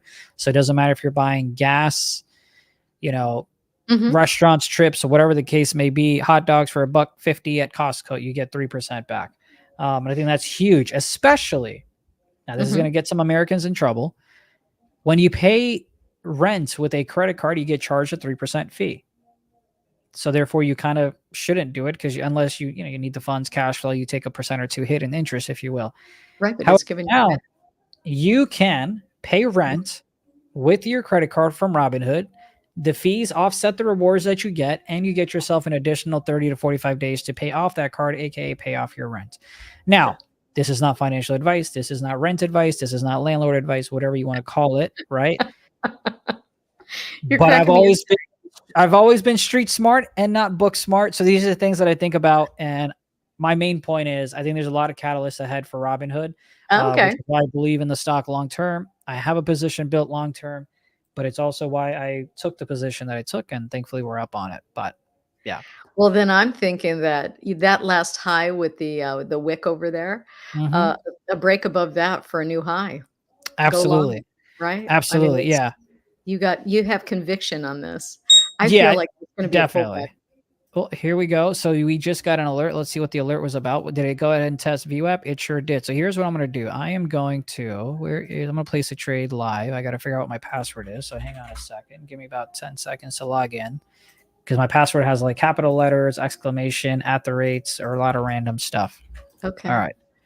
There we go. All right. We're going to go ahead and take a trade live here. Again, for the folks that aren't familiar, I do trade with Apex. So we're going to risk about 250. Let me make sure it's on my funded account. It is on my funded account. All right. We're going to place a trade, take one contract, risk 250 to make 250. We'll take another one to make $500 and risk $500. So we've got 2 contracts in. Again, my main point here is, matter of fact, I'm going to go ahead and scale this in, is that we will not go ahead and break up a VWAP and come back in. And how embarrassing would it be that before I even finish my sentence, I would get stopped out. But anyway, that's what we've got. That's not what happened, I hope. With our trades. Let's see. You've got someone in the chat. What time frame are you on here?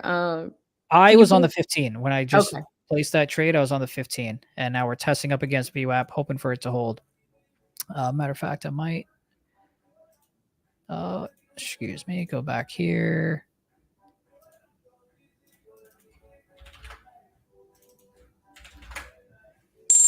All right. We'll see how that plays out. But someone did have a request in the chat See if you have any. I haven't looked at this in a minute. Workhorse. This is all right. I thought this would be a higher price item than it was, because it used to be in like the $7 or so the last time I traded it, I guess around here. But we'll just quickly go over it because the chat has asked, but we won't expect any options game plan on it. I think 35 cents, you clearly have some resistance right over here. I don't think there's going to be any options on that, huh? Yeah, would not be surprised. Yeah, I would definitely take a, you see that it looks like we have a little breakout here, but gosh. Yeah, I'm not really sure how I would play this. I think obviously 15 cents is hindsight, but also you saw a little bit of basing on it. Now you see the upside. I think if you did try to go ahead and get on it, I think you have to have a stop loss if it cracks 20, right? So you're risking about 7 cents. And if you wanted to try to get to 34 cents or so to test this previous resistance point, you could go ahead and do that. But again, not a stock I'm familiar with, not something I would trade in terms of these pennies, unfortunately. But no, and it's doing, it's kind of doing a double top where that previous gap is. And that gap right there is going to act as resistance. So this, I don't know if there is options on this, but yeah, this is not something that I would Before we wrap up, though, I'm going to put your charts up. Are there any trade ideas that you wanted to talk about? Any final thoughts? I was actually looking at Tesla. I've been waiting for Tesla either to break out or to break down. I actually like that it's above the 172 level. I can actually see this possibly getting to the 182 level. I like that it's been consolidating and staying basically above that 20 EMA on a daily. So I think from here we could possibly do another debit spread. Is anybody into that? I already have one right now. I was testing it. This is for next week. 177.5, 180 is what I was looking at. Let's see that. And right now we're at the 178. So really kind of looking for, let's take it here. Yeah, I kind of would definitely add to this one. 177.5 to the 180. If we end up buying that, it's a $1.28. So you're risking your max loss basically is 125. Your max profit is 125. So it's kind of a one-on-one. Okay. With that in mind, I think I'm going to buy a couple more contracts here because I was testing it to see how it's doing, and it's actually doing pretty good. So again, adding to this position, 177.5 to 180, and this will be a weekly. So this will be for next week. Make sure that you take profits when you are above about 50%. And awesome. You'll notice too that, as far as the risk is concerned, you won't see it damage your account like you would a long call or a long put does. And I think for right now, and the other thing that I like about debit spreads as well is that it can be a starter position. So you can have, 2 to 5 of these debit spreads, and it's making money.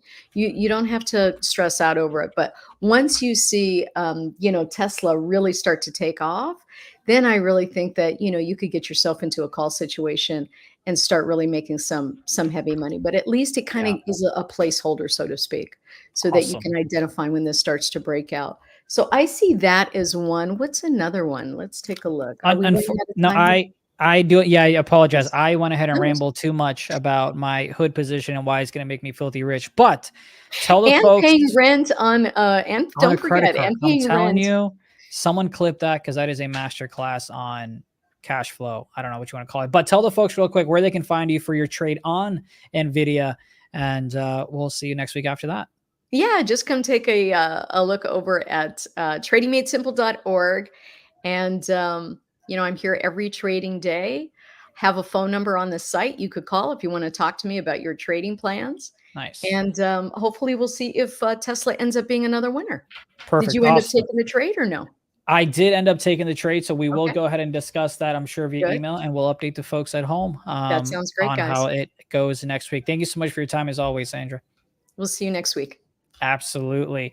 All right, Bye-bye. we go ahead and move on from the options action with back-to-back show. You had Anne-Marie, now you had Sandra, and now we go ahead and talk to a dear old friend of mine. Haven't talked to this man in quite some time, but I've got a picture to show him later on, and it won't get me canceled, but it's a fun one that I'm excited to show. But let's go ahead and start things off by welcoming Dennis, who is the president and CEO of BioLargo. Ticker on the OTCQB is BLGO. All Access starts right now.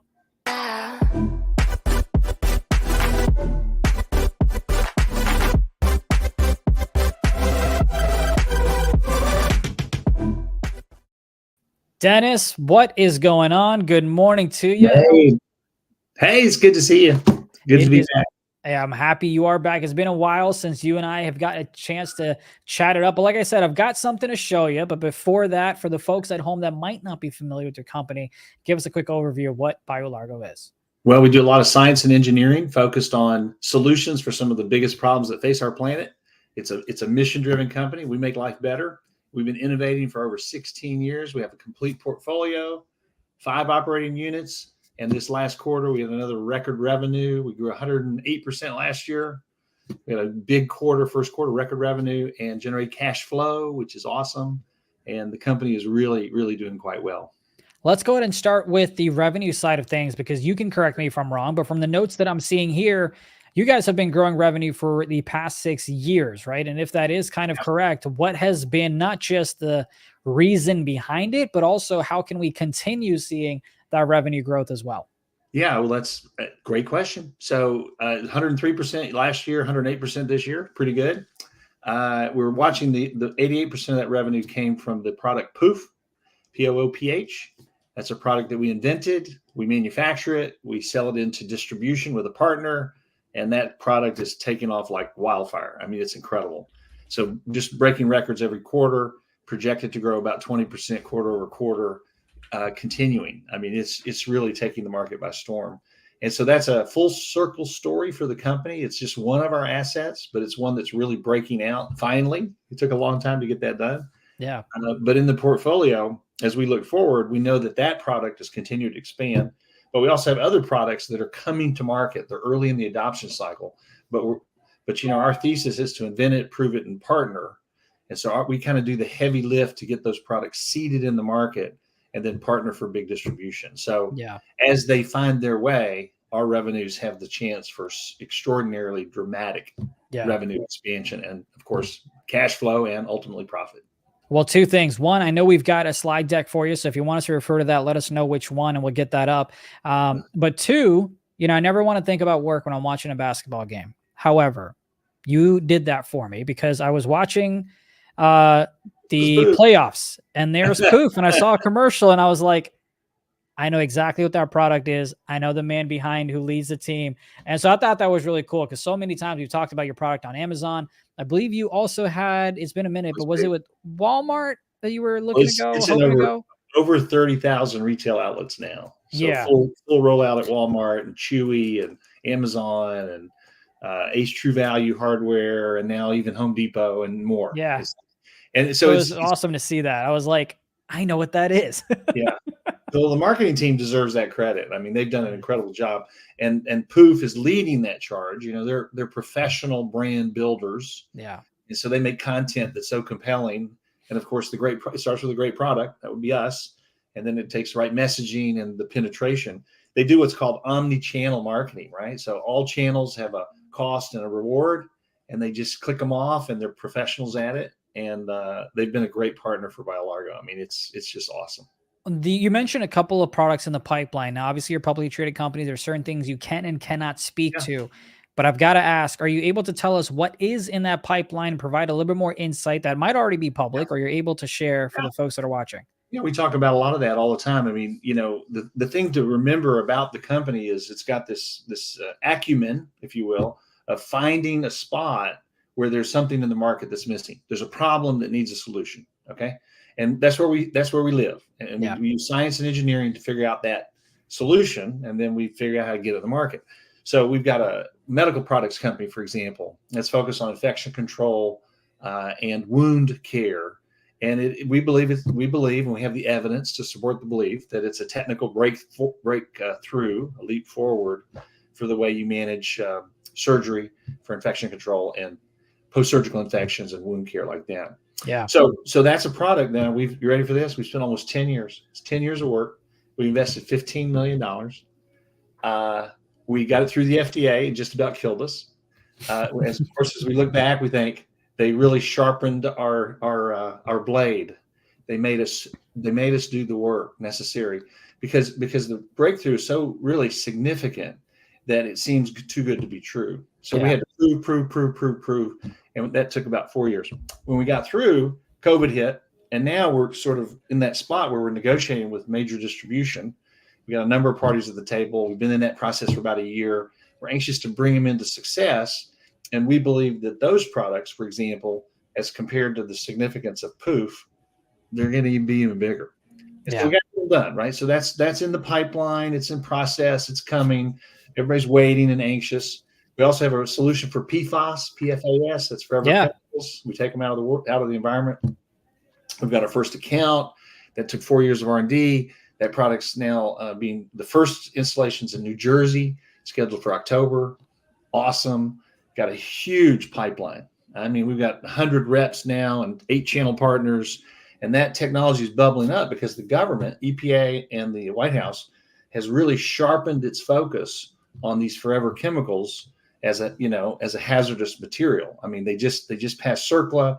They limited the testing limits down to 4 parts per trillion, which is extraordinarily difficult. Yeah. And so this is an environmental sort of outrage, and it's begging for an efficient fix. And that would be us. We're the efficient fix. It's quite dangerous as well, right? With the PFAS chemicals. So that's something that you're trying to solve there. Well, yeah, it's funny. It's really, you don't want to scare everybody, but it is in the water. It's estimated about 48% of drinking water in the United States has PFAS in it, which is unbelievable. It's also in cosmetics and food products and food packaging. And, it permeates the world. These were chemicals used to create nonstick coatings. It's also the cause of some of the largest tort reforms, litigation cases in the history of the United States. Yeah. 3M just generated a settlement for about $10.5 billion with a B. Wow. The United States just set aside through the White House $10 billion to support the cleanup, if you will, out of the drinking water focus. But it's more than drinking water. It's in landfills. It's in the ground. It's in food. I mean, it's in your animals, in your body. And so there's this. People estimate the global problem to be about a $17 trillion problem. I mean, this is, and it took 50 years to get there. It'll take 50 years to get it out. It's unbelievable. And so we're at the cutting edge of developing solutions to be the most excellent collector. That's basically the most efficient collector. Because if you super concentrate, destruction's easy. We've got about, again, 4 years of R&D. We got a grant from an SBIR grant for innovation grant to start. And then we carried the ball from there, and now we're going to the market. So it's a really great asset, and it's also it's purposeful, right? You're going to do something great for the world. Yeah, and I remember one thing that you had mentioned before we wrap up here last time we spoke was when your clients, your customers, they ask you, "Hey, I need to solve this problem." If you don't have something already in your tool belt to solve that problem, you will go ahead and invest money to spend it, if of course it makes sense from a business standpoint. So I love that you guys are able to kind of pivot and adjust. Is something great. Now, we've covered quite a bit of things here, right? We've talked about your earnings call. We've talked about the revenue growth and how that's been increasing for the past 6 years. Obviously talked about POOF and also PFAS. Is there anything else on your mind that you wanted to talk to our viewers about? Any topics that I didn't bring up? The floor is kind of yours for us to wrap up here. Well, we just hope people take a look at the company. It's a portfolio, and the portfolio is ever expanding. I mean, so we think this will continue and continue and continue. And the other thing that's important in all these assets, people sometimes forget that we're building equity value on an exit. These are all built to ultimately sell or spin out or take public. Right. And so with a portfolio approach like that, we always say we're leveraging our core competency, a little bit of entrepreneurship, some finance, engineering, science, innovation, a strategy, right? And then of course, we won't spend any time on it. We have a battery tech for long duration energy storage, and that's early. And so we're going to be showing up with a working battery any minute, literally days away, hopefully. And that we've got a plan for that. That's a earth shaker. It's pretty cool.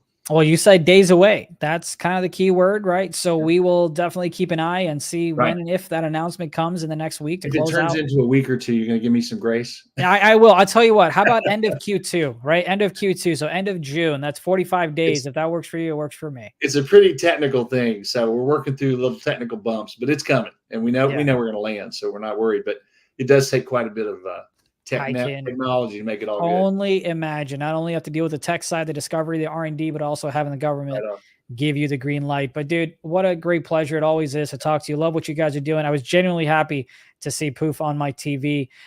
Thank you for the conversation, and we look forward to talking to you more. Awesome. Thank you. Be well. Absolutely. Take care. Chat, as always, we thank you for being part of the conversation as well. If you guys are interested, that was Dennis, who's the president and CEO of BioLargo. Ticker on the OTCQB is BLGO. Thank you for everything that you do with us here. We've got a lot more content coming up, but for now, that does it for All Access.